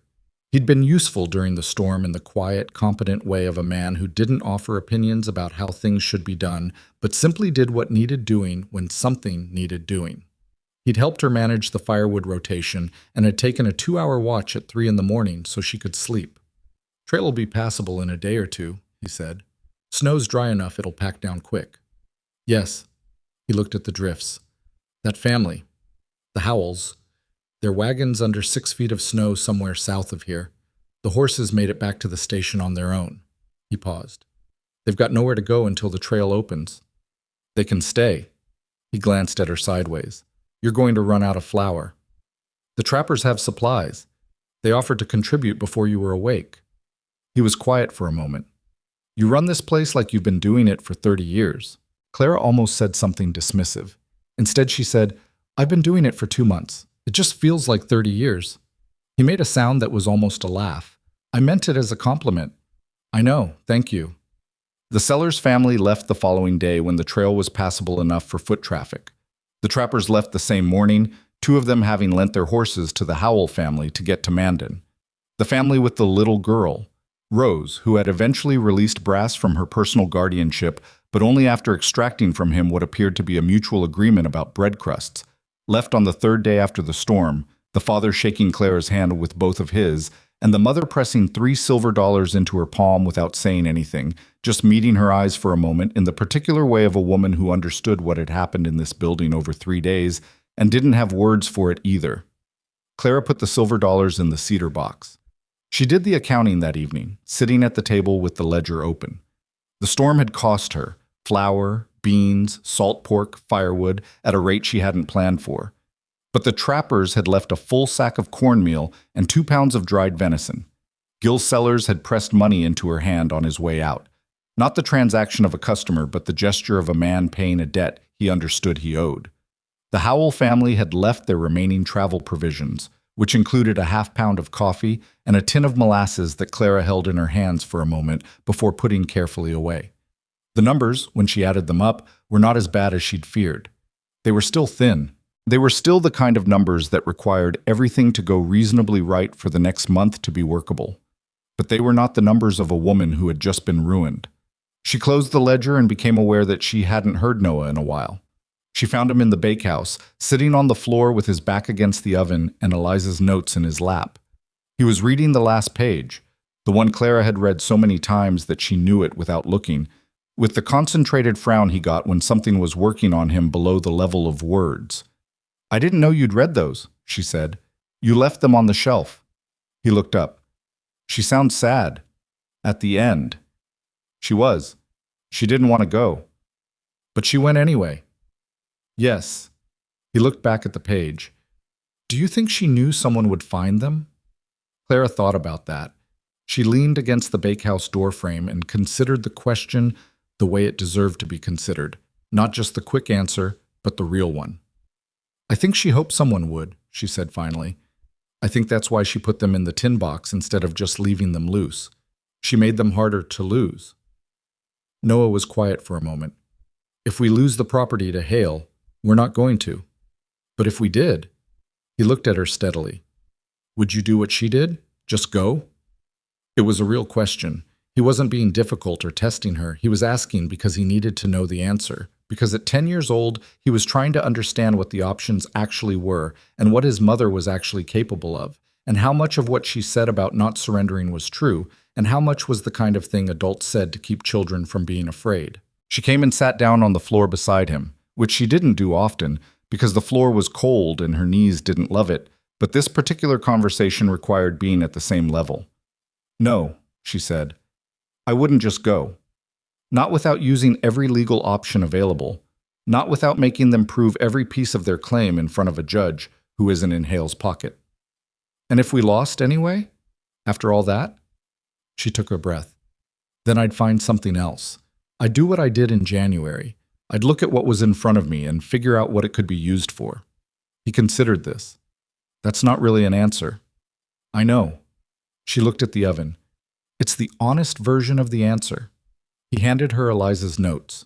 She took them and held them, feeling the slight brittleness of the old paper, the way it had survived in the tin box for decades by virtue of not being exposed to what would have destroyed it. Then she heard hoofbeats outside. The rider was a woman. That registered first before Clara had fully processed anything else. The particular way the figure sat the horse, upright and deliberate, a kind of purposeful composure that suggested someone who had chosen this posture rather than simply fallen into it. She was maybe 45, with a plain wool coat and no-nonsense boots, and dark eyes that took in the station and its surroundings with a quick, assessing efficiency before settling on Clara. Mrs. Voss, she said. Not a question. Yes.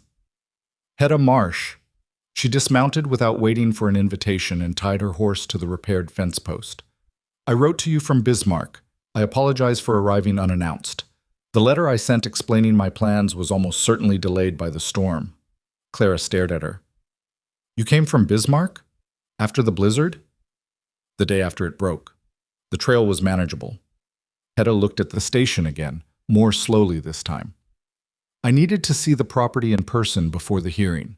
I've been practicing law for 18 years, Mrs. Voss, and I've learned that reading about a place and standing in it are two different kinds of understanding. She said it the way someone states a professional principle, not a personal philosophy, and Clara found herself recalibrating her understanding of this woman rapidly and with something that felt like relief. Come inside, she said. I'll make coffee. It was the first real coffee she'd made in weeks, from the tin the Howell family had left. She made it strong and brought 2 cups to the table and sat across from Hedda Marsh, while Noah diplomatically took himself to the bakehouse with Brass. Hedda had a document case, smaller and less theatrical than Dowd's had been, and she opened it with the matter-of-fact efficiency of someone who did not consider the act of presenting documents to be a performance. The hearing has been moved, she said. That's the first thing you need to know. Commissioner Beaufort has recused himself. Clara set down her cup. Why? Because I filed a motion pointing out his financial relationship with Hale Freight and Land, and suggesting that the territorial governor's office might find it interesting reading. Hedda took a sip of her coffee. Beaufort has political ambitions. He recused himself within 4 days. Who's the new commissioner? A man named Aldous Price. He's out of Fargo, no prior relationship with Hale that I've been able to find, and a reputation for being careful and slow and genuinely aggravating to people who want things done quickly in their own favor. She allowed herself a brief, dry expression that wasn't quite a smile. I regard those qualities as promising. Clara felt something shift in her chest. Not quite relief yet, because she'd been through enough in the past months to know that things shifting in a better direction was not the same thing as things being resolved. But something. Margaret Alderman, she said. Hedda opened a different section of her document case. Margaret Crow Alderman, born 1855, relocated to Minnesota in 1872. She died in 1901. She paused. She had 2 children, a son who died young, and a daughter, Ruth Alderman, now Ruth Alderman Kepler, living in Rochester, Minnesota, age 43. Clara stared at her. You found her? I found her. Hedda set down the page. She was not aware that her grandmother's property in Dakota Territory had never been legally resolved. When I explained the situation to her by letter, she was— Hedda paused, choosing her word carefully. Interested. What does that mean? It means she wants to know more before she decides anything. It also means she hasn't been contacted by Hale's attorneys yet, which tells me they either didn't look as carefully as I did or found her and decided the complication wasn't worth pursuing. Hedda looked at Clara directly. I need you to understand something. Ruth Kepler has a legitimate inherited interest in this property. If she chooses to assert that interest, it creates a prior claim that substantially undermines Hale's filing. But she is under no obligation to assign that interest to you rather than pursuing it herself, or selling it to Hale, or doing nothing with it. The implications arranged themselves in Clara's mind with the unhurried thoroughness of a problem that had been patient about making itself understood. You're saying she could take the property from me as easily as Hale could? Legally, yes, though the circumstances would be somewhat different. Hedda wrapped both hands around her coffee cup. I've written to her explaining what you've done here. The repairs, the operation, the people you've sheltered. I've been honest about the legal situation. What I need to know from you is whether you're willing to make a direct appeal to her, to explain yourself in your own words. Write her a letter, you mean? I mean, go to Rochester and meet her in person. Hedda looked at her steadily. Letters get misread, Mrs. Voss. They get interpreted through whatever mood the reader is in when they open them, and you have no ability to respond or clarify. A face-to-face meeting is a different kind of argument. Clara thought about Rochester, Minnesota. She thought about the trail to Mandan and the stage to Bismarck, and from Bismarck, the possibility of a train. She thought about the station and the oven and the daily bread and the travelers coming through and what would happen if she left for a week. The hearing is when? She said. 6 weeks. And if I don't go to Rochester? Then we make the best case we can with the documentation you have. Hedda was quiet for a moment. It may be enough. The signed statements from the travelers are strong. Your repair records are thorough. But Hale has 2 good attorneys and a filing that has the superficial shape of a legitimate claim, and without Ruth Kepler's cooperation, we're arguing that you deserve the property based on the work you've done rather than on the legal chain of title. She paused. Which is the morally correct argument. It is not always the legally sufficient one. Clara looked at the table. She looked at the cedar box on the shelf, where the ledger was, where Eliza's notes were, where the signed statements from 14 travelers were folded and stacked in the order she'd received them.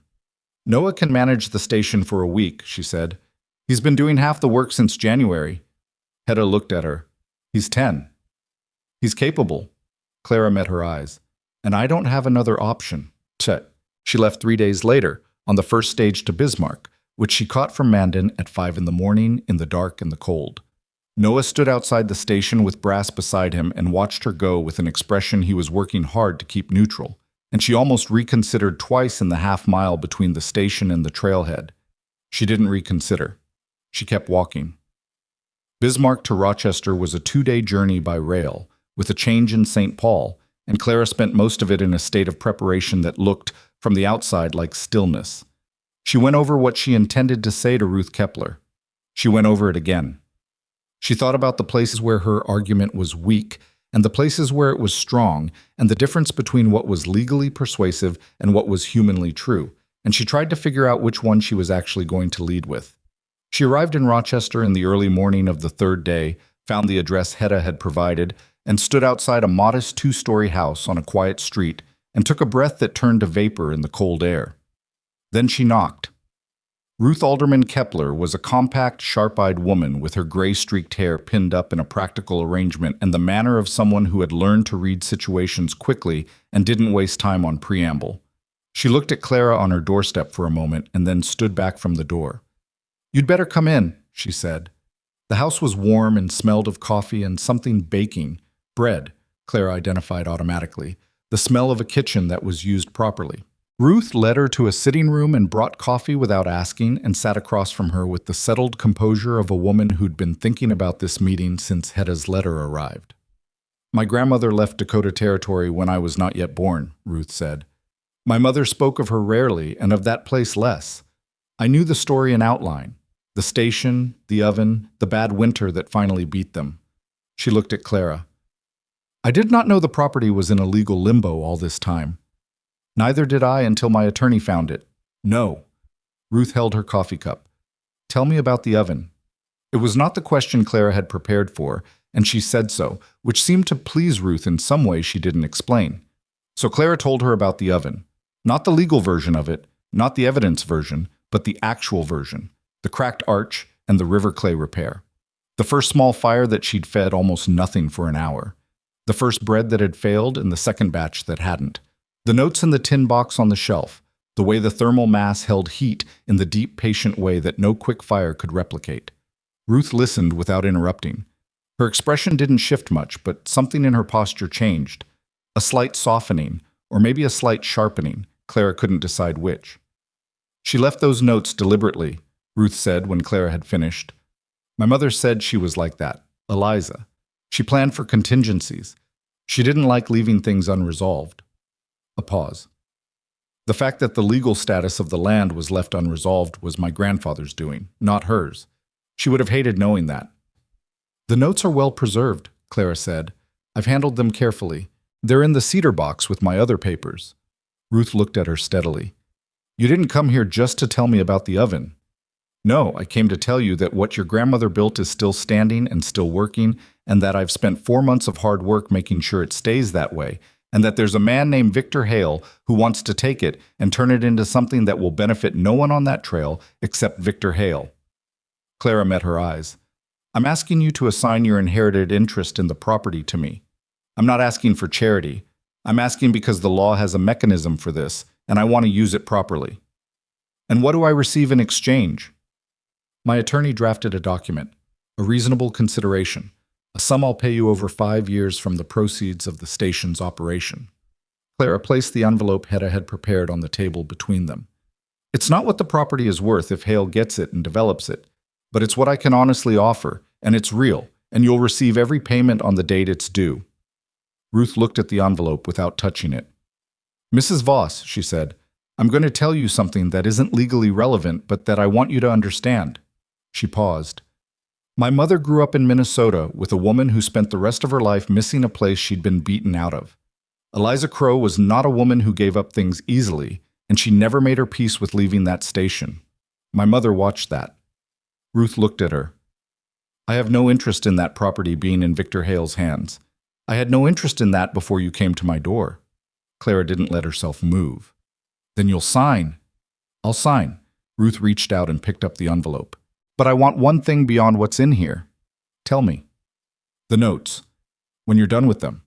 When the legal matter is resolved and you have no more need of them as evidence, I want you to make a fair copy and send it to me. She held Clara's gaze. I want to know what she knew, what she figured out, what she thought the oven was trying to teach her. Clara thought about the cramped handwriting and the crossed-out passages and the obliterated word in the margin and the last page that ended with, I am going anyway. I'll make the copy myself, she said, and I'll send it with a letter of my own.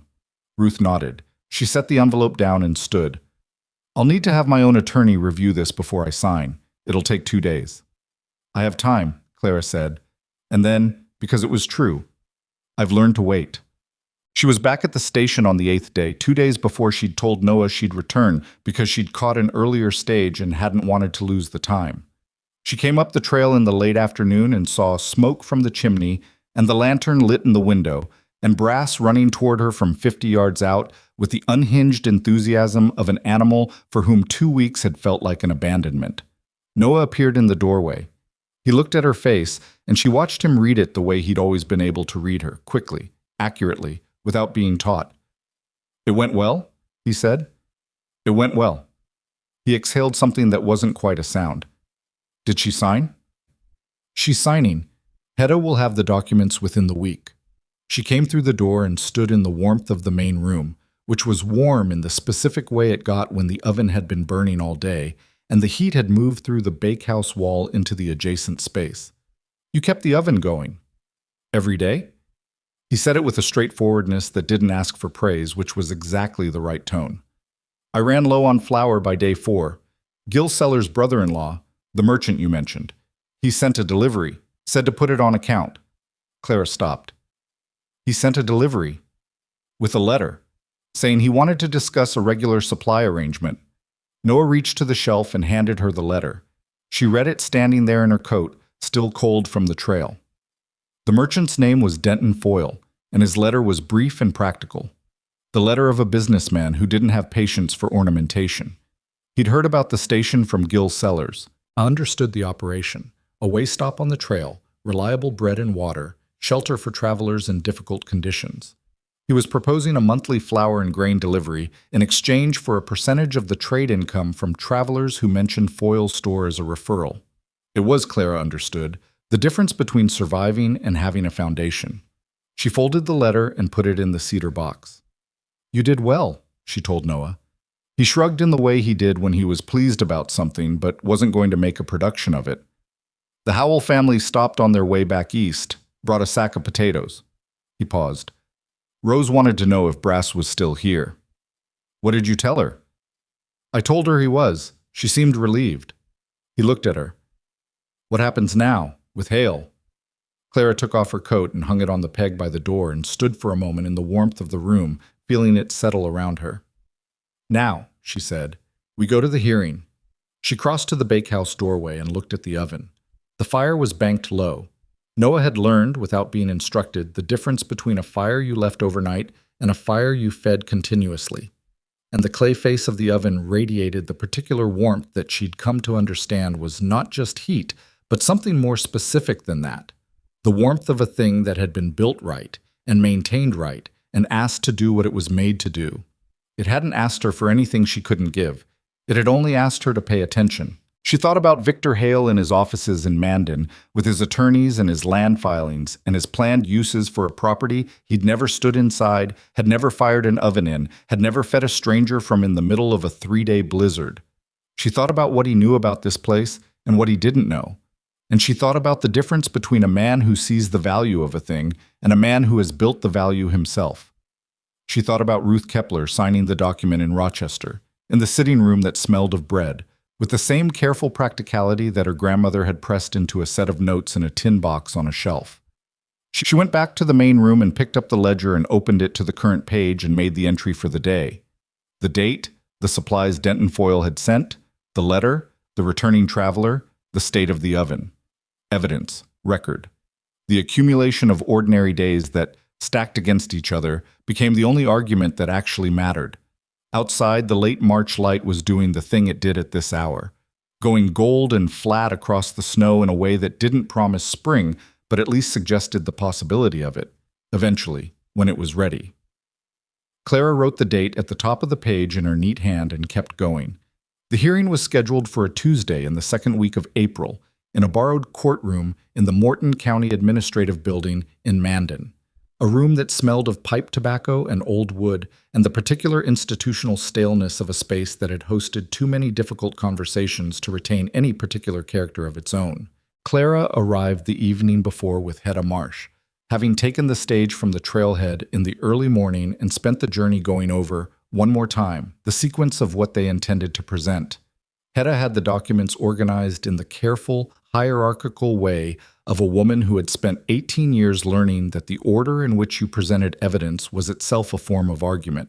She explained this without condescension, which Clara appreciated, and Clara listened without pretending she already understood, which Hedda seemed to appreciate in return.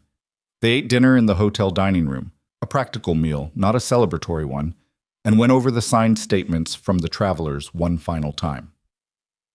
14 statements now, from people who had stopped at the station between January and March. 14 names and dates and descriptions of what they had found there. A working oven, a reliable well, a woman who dealt honestly, shelter in conditions that had, on at least 3 occasions, been genuinely dangerous. Hale's attorneys will argue that the statements are self-serving, Hedda said, setting down the last one. That you coached the witnesses. I didn't.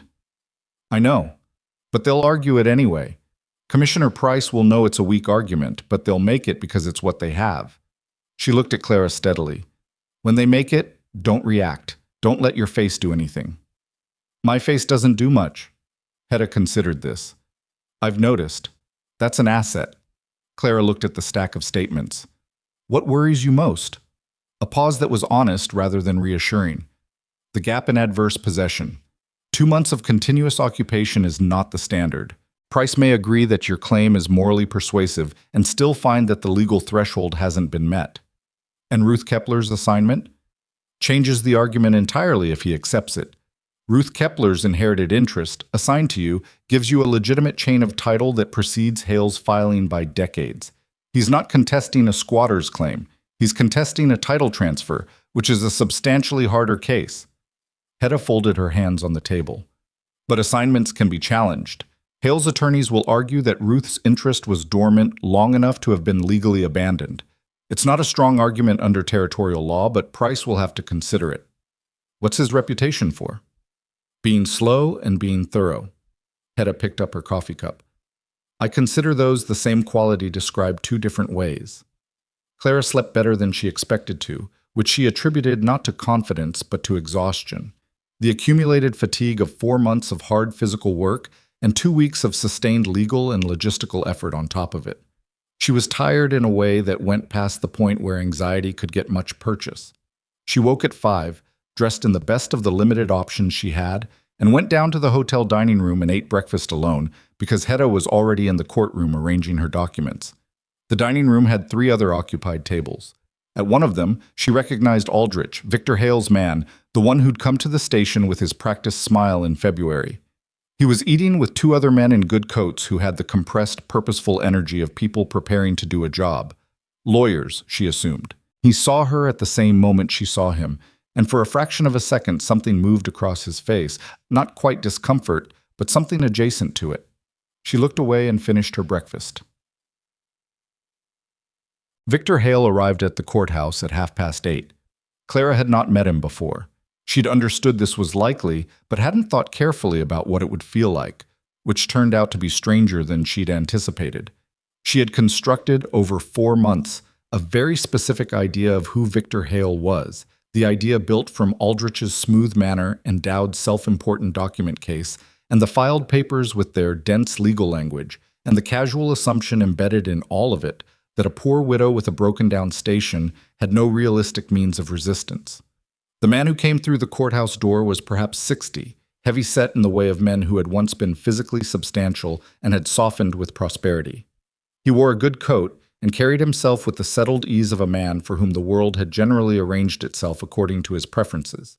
And he looked around the room when he entered with the assessing expression of someone calculating the layout of a space he expected to control. He saw Clara. She was already seated at the respondent's table beside Hedda, with the cedar box on the table in front of her and the organized stack of documents under Hedda's hand. She met Hale's gaze directly and held it for exactly as long as was natural, and then looked away, because she wasn't trying to be theatrical about it. Hale sat down at the claimant's table. He didn't look at her again, which told her something. Commissioner Aldous Price arrived at 9 precisely. He was a thin man, older than Clara had imagined, with wire-rimmed spectacles and the deliberate movements of someone who had made a principle of not hurrying. He arranged his papers with exacting care, asked the room to come to order in a voice that was mild and somehow left no room for noncompliance, and opened the proceeding. Hale's attorneys went first, as the filing party. The lead attorney was a man named Custer, not a name that did him any favors, Clara thought, in this particular territory, who presented Hale's claim with the practiced fluency of a man who had made similar arguments many times. The land grant had lapsed. The property had been abandoned for over 15 years with no active ownership. Hale Freight and Land had filed properly under territorial statute. Mrs. Voss's occupation of the property, while perhaps sympathetic, did not meet the legal threshold for adverse possession and had no basis in title chain. It was a clean argument, Clara would give it that. It was the kind of argument that worked best when there was no one on the other side who had done their research. Hedda let Custer finish completely before she stood up. She began with Ruth Kepler.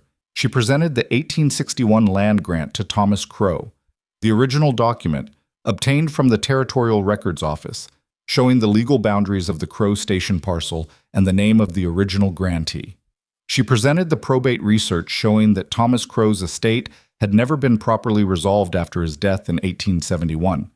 She presented Ruth Alderman Kepler's sworn statement, signed in Rochester, witnessed by a Minnesota attorney, and notarized, affirming her status as the heir of Thomas Crowe's surviving daughter and her voluntary assignment of that inherited interest to Clara Voss in exchange for agreed consideration.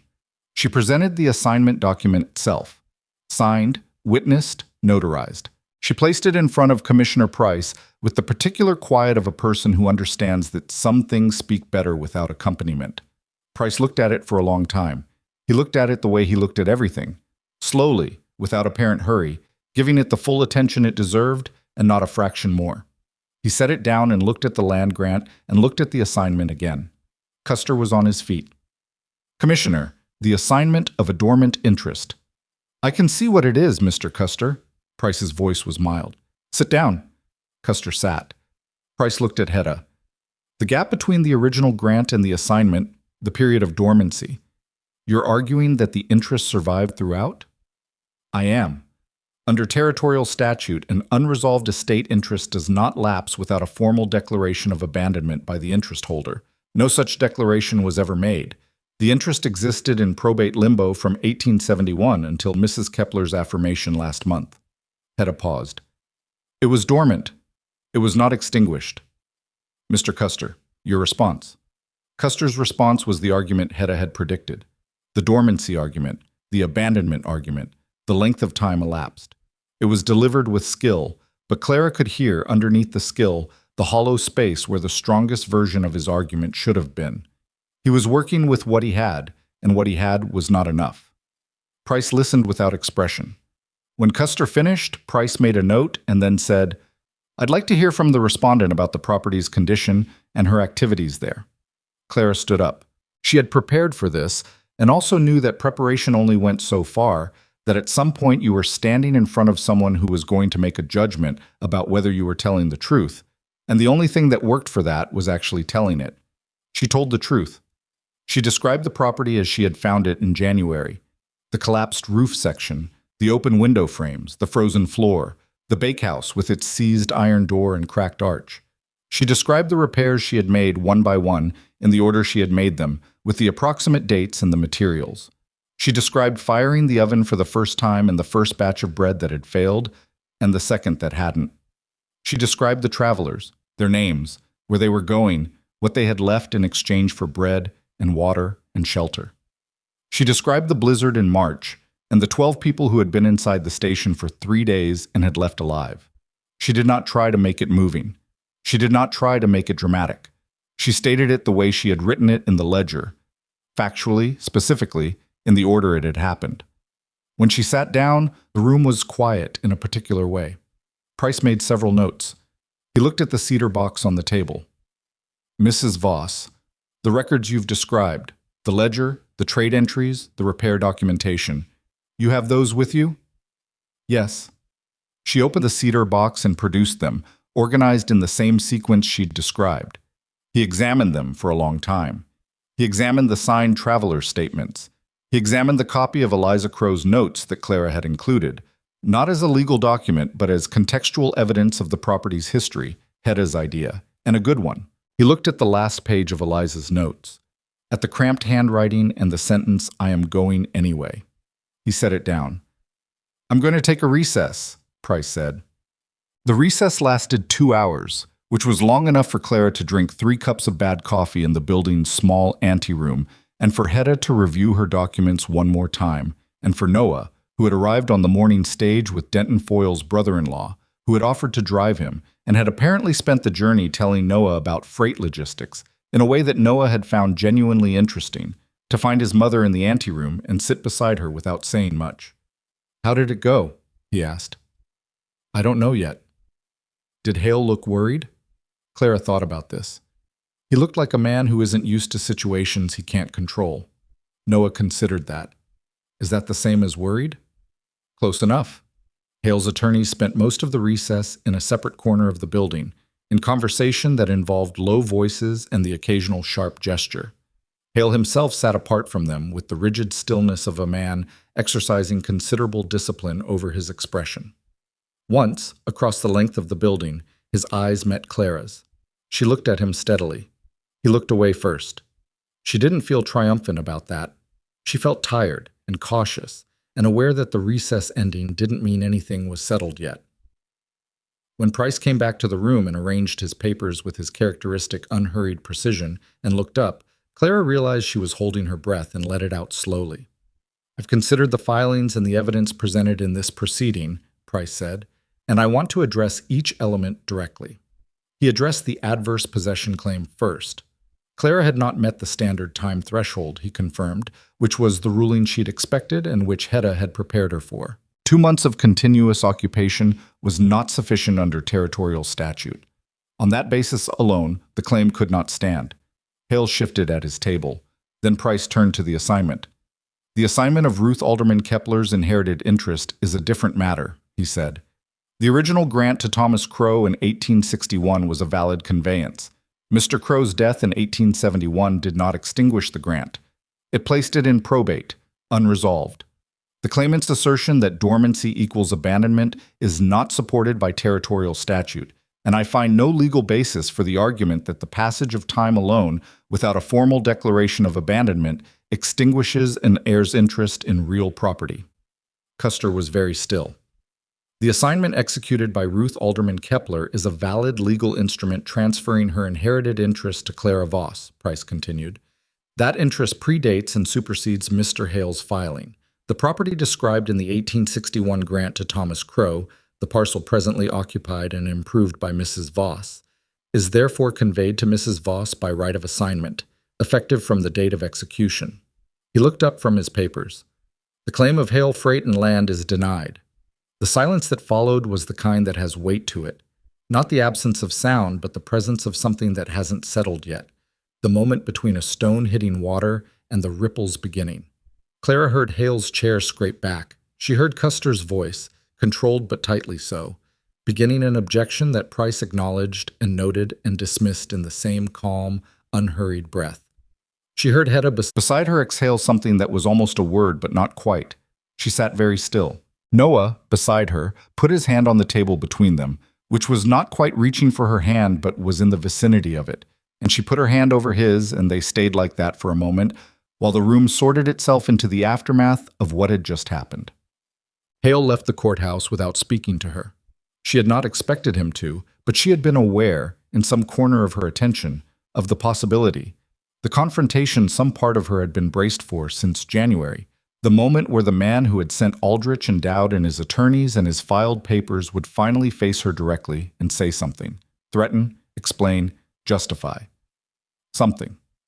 He walked out with his coat on and his attorneys beside him, and his face held in an expression that revealed nothing, and the door closed behind him, and that was the end of Victor Hale in this particular story. There would be no dramatic confrontation. There would be no scene.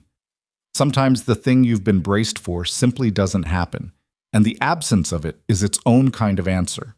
Hale had made a calculation, lost the calculation, and moved on to the next calculation. That was who he was, and it meant that Clara was not worth his continued attention, which was exactly the kind of victory she wanted. Hedda was talking to Commissioner Price about the paperwork that needed to be processed and the timeline for the formal deed transfer, and Clara stood in the emptying room with Noah and let herself understand, slowly, what had just occurred. She owned the station. Not in the way she'd owned the house she'd been thrown out of in December. That had been Martin's name on the documents, Martin's legal standing, with Clara's presence in it by marriage and assumption rather than by right. This was different. The deed, when it was processed, would have her name on it, Clara Voss, as the owner of the Crow Station parcel by valid legal transfer. It was a smaller thing than it should have been, probably, in the broader sense of what women were permitted to own and control in 1888 in the Dakota Territory. She was aware of that. But it was also the specific thing she had needed, and it had been won by work and documentation and a chain of human decisions stretching back to a woman in 1861 who had built an oven right and left her notes for whoever came after. She found, standing there, that she wanted to say something to Eliza Crow. Not thank her exactly. That felt too small, And besides, the feeling was too complicated for thank you to contain it. More like, I understand now what you were doing. I understand what you were trying to leave behind. She didn't say it out loud. She said it in the private space where things get said when there's no one to say them to. Noah was watching her. Are you all right? Yes. You don't look all right. She looked at him, at his too long hair and his serious face, and the ink stain on his left forefinger from the letter he'd been writing the night before to Denton Foyle's brother-in-law about the freight arrangement. He was 10 years old, and he had managed a working station alone for 8 days and had not complained once about it, and he was watching her now with the focused attention of someone who needed the honest answer rather than the reassuring one. I'm tired, she said. I'm very tired, and I'm... She stopped. I don't have the right word for the other thing. Relieved? More than that. He thought about it. Like when you put down something heavy that you've been carrying a long time? She looked at her son. Yes, she said. Exactly like that. They were back at the station by Thursday evening, arriving in the particular gold light that April was beginning to produce, warmer than March, thinner than it would be by May, but light that at least suggested the possibility of warmth, rather than simply existing in defiance of the cold. The oven was cold. Noah had banked it before he left, and it had burned down over the 2 days they'd been gone, the thermal mass bleeding its stored heat gradually into the bakehouse until the temperature equalized with the outside air. Clara set the cedar box on the shelf and went to the bakehouse. She built the first fire small, the way she always did now, the way Eliza's notes had described, birch bark and fine shavings, just enough to begin the conversation with the clay. She fed it slowly over the next hour, watching the smoke change as the firebox warmed, feeling the subtle shift in the air of the bakehouse as the thermal mass began to respond. This was the thing she hadn't understood in January and understood now. The oven didn't start working when the fire started burning. It started working after time, after the heat had moved through the layers of clay and stone and done what heat does slowly, which is change the nature of things from the inside out. The fire was just the beginning of the process. The process was what mattered. She thought about patience, which was a word she'd been living with for 4 months, and which had turned out to mean something more specific than she'd previously understood. It didn't mean waiting, it didn't mean accepting delay. It meant doing the work that only time could complete, and doing it correctly, and trusting the process rather than the timetable. She was not a patient woman by nature. She was aware of that, the same way she suspected Eliza Crow had been aware of it, about herself. The oven had not cared. The oven had only responded to what she did, not what she was by inclination, and so she had learned to do the patient thing even when she felt the impatient version of it pulling at her from the inside. Noah came to the bakehouse doorway. Denton Foyle's man dropped another delivery while we were gone, left it in the main room. He paused. There was a letter with it, from Ruth Kepler. Clara looked up from the fire. What did she say? I didn't read it. It's addressed to you. She fed the fire one more piece of wood and went to the main room and opened the letter. Ruth's handwriting was neat and economical, like her speech. No words spent on anything that wasn't doing work. Mrs. Voss, it began. My attorney has confirmed the deed transfer is proceeding without complication. I want to tell you something I did not say when you were here, which is that I almost didn't reply to your attorney's first letter. I had lived long enough without thinking about that property that the idea of it coming back into my life felt like more trouble than I was interested in. What changed my mind was something your attorney wrote in her summary of your situation. She wrote that you had found my grandmother's notes and used them, that you had repaired the oven using the techniques she described. I don't know why that mattered to me as much as it did. It just seemed like the right continuation of something. My mother used to say that her mother left Dakota Territory with nothing. I think now that wasn't entirely true. She left with what she knew. And apparently she left it in a tin box on a shelf in case someone needed it. Please do send the copy of the notes when you're ready. I would like to know what she knew. Clara folded the letter and held it for a moment. Then she went back to the bakehouse and tended the fire. She made the fair copy of Eliza's notes over the following week, in the evenings after the bread was done and the oven was banked and the day's accounts were recorded. She copied each page in her own hand, smaller and neater than Eliza's, including the crossed-out passages and the margin corrections and the obliterated word, which she noted as word illegible, because she wanted to be accurate, and the last page with its admission of defeat and its decision to go anyway. She added a letter of her own at the end because she had promised Ruth one, and also because by the time she reached the last page of the copy, she found she had things to say. She wrote about the first fire, how she'd built it too small and too cautious, and it had smoked badly, and she'd had to pull it out and start over, feeling like an idiot. She wrote about the clay repair on the arch and how she hadn't known if it would hold, and hadn't found out until the oven was at temperature, and the clay sounded like stone when she tapped it. She wrote about the first loaf that had failed and the second that hadn't, and the particular quality of the relief she'd felt when she cut into a loaf that had actually risen, which she said she still didn't have the right word for. She wrote, "I think what your grandmother was trying to teach herself, and what she passed on without knowing she was passing it on, was not really about ovens. It was about paying attention to the nature of something before you try to make it do what you want. The oven doesn't respond to effort alone. It responds to understanding. That is, I've come to think, true of most things worth building." She paused and looked at what she'd written. Then she added, "I am not a patient woman. I don't think Eliza Crow was either." I think she learned, as I have been learning, that patience isn't a quality you have. It's a practice you do. Every day you choose it over the alternative. Some days it's harder than others. She sealed the letter and the copy together in an envelope and gave it to the next eastbound traveler who stopped, with the address in Rochester on the front and enough coin to cover the postage. April became May, and May was when the territory stopped being merely survivable and became, in small increments, something closer to alive. The trail traffic increased with the warming weather, and the station's reputation, which had been building since January through the particular telegraph of frontier word of mouth, had reached a point where some travelers came specifically for it rather than just stopping because they happened to pass by. Denton Foyle's arrangement was working. The regular flour deliveries meant Clara could bake at scale rather than rationing, and the referral arrangement meant Foyle's name was being spoken by travelers across 100 miles of trail in both directions, which was exactly what he'd wanted. She hired help in May, a woman named Ines, the wife of a farmer whose claim was 2 miles south, who came 3 mornings a week and had strong hands and a quick, undemonstrative competence that reminded Clara of herself in a way she found both flattering and slightly unsettling. Ines didn't ask many questions and didn't require much direction, and had a way of identifying what needed doing and doing it that made the morning bread production run considerably more smoothly than it had when Clara was managing everything alone. Noah, meanwhile, had developed an interest in the records and the accounts that went beyond his initial role of keeping the ledger while Clara was away. He'd reorganized the system in May, without asking permission, which Clara would have been annoyed about if the reorganization hadn't been genuinely better, adding a column for weather conditions and a separate register for repeat travelers, on the theory that knowing who came through regularly was useful information for planning supply orders. He was not wrong, Clara told him so.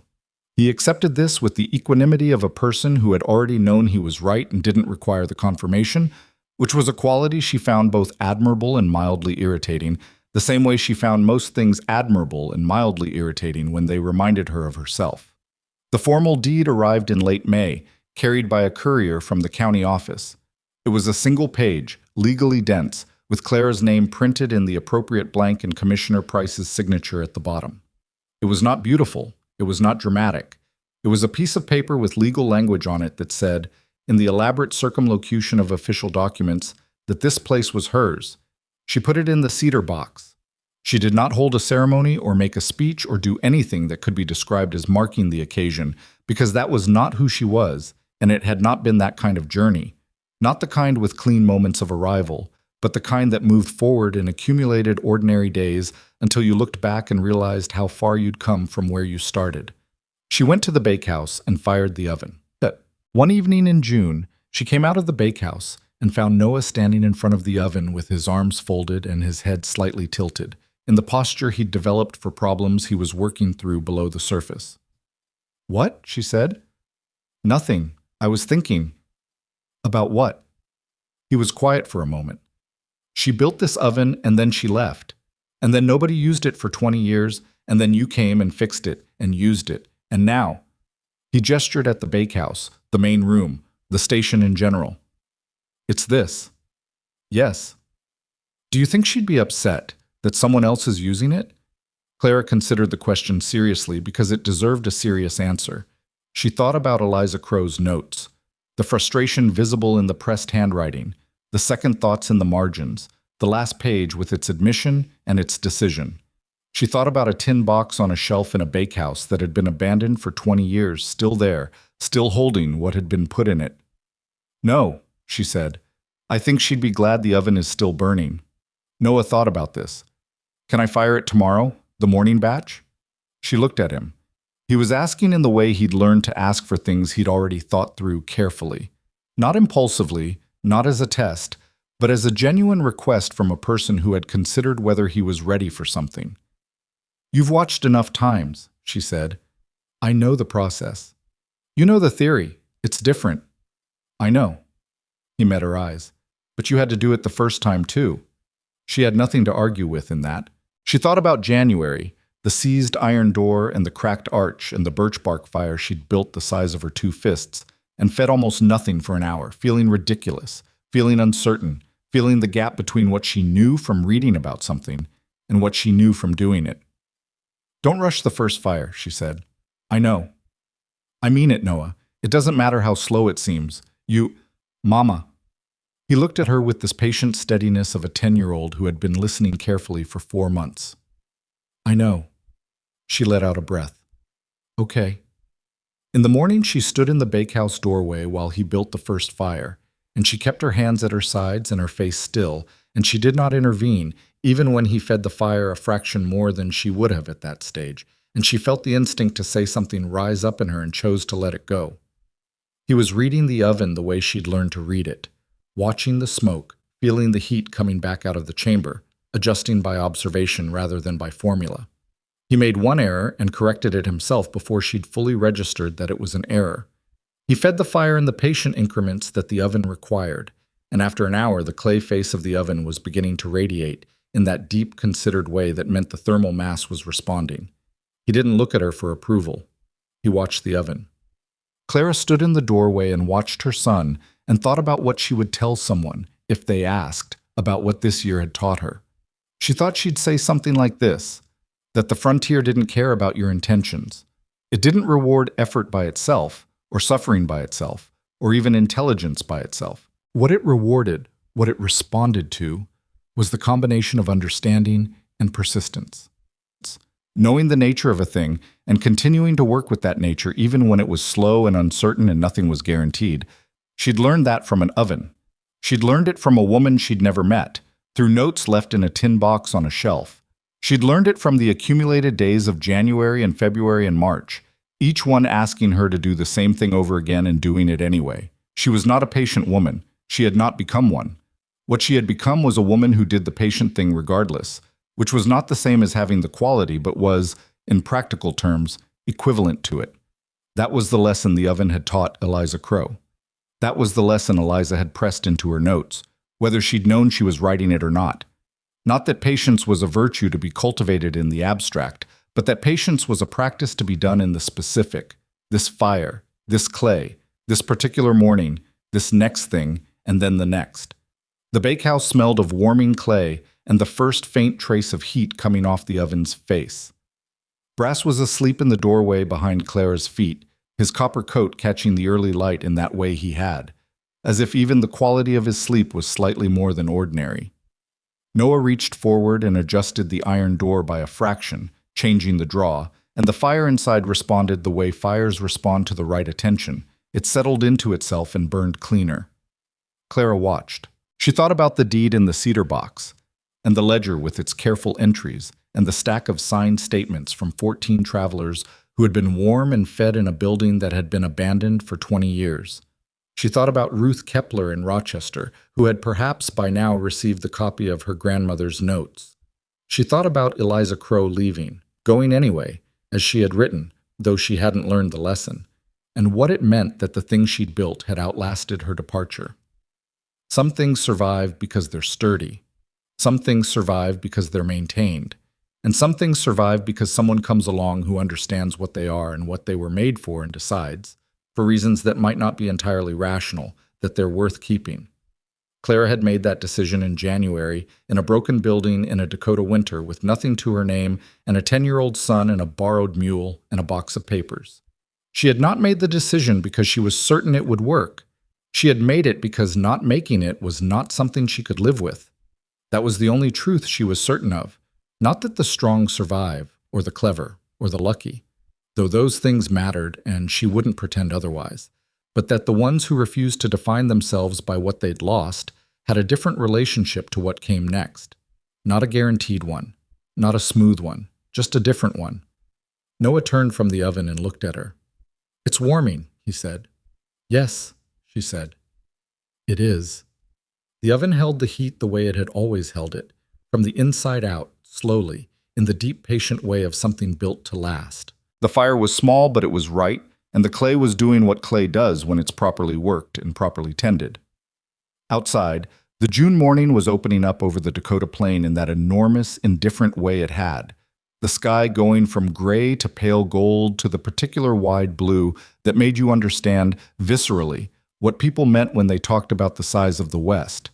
The trail was visible from the bakehouse window, and there would be travelers on it before the morning was out, coming from both directions. Some of them knowing the station was here, and some of them discovering it for the first time. All of them would find the same thing, a woman who dealt honestly, a well that worked, and bread from an oven that had been burning since January. It would keep burning. That was the decision Clara had made, and it was not a decision you made once. It was a decision you made every morning when you built the first fire, and every evening when you banked it, and every day in between when the work was hard and the margin was thin and the outcome was still, always, not entirely certain. She made it again now, in the ordinary light of an ordinary morning, with the warmth of the oven at her back, and her son's careful hands tending the fire, her own hands had tended before him. She made it again, and she would make it again tomorrow, and that was enough.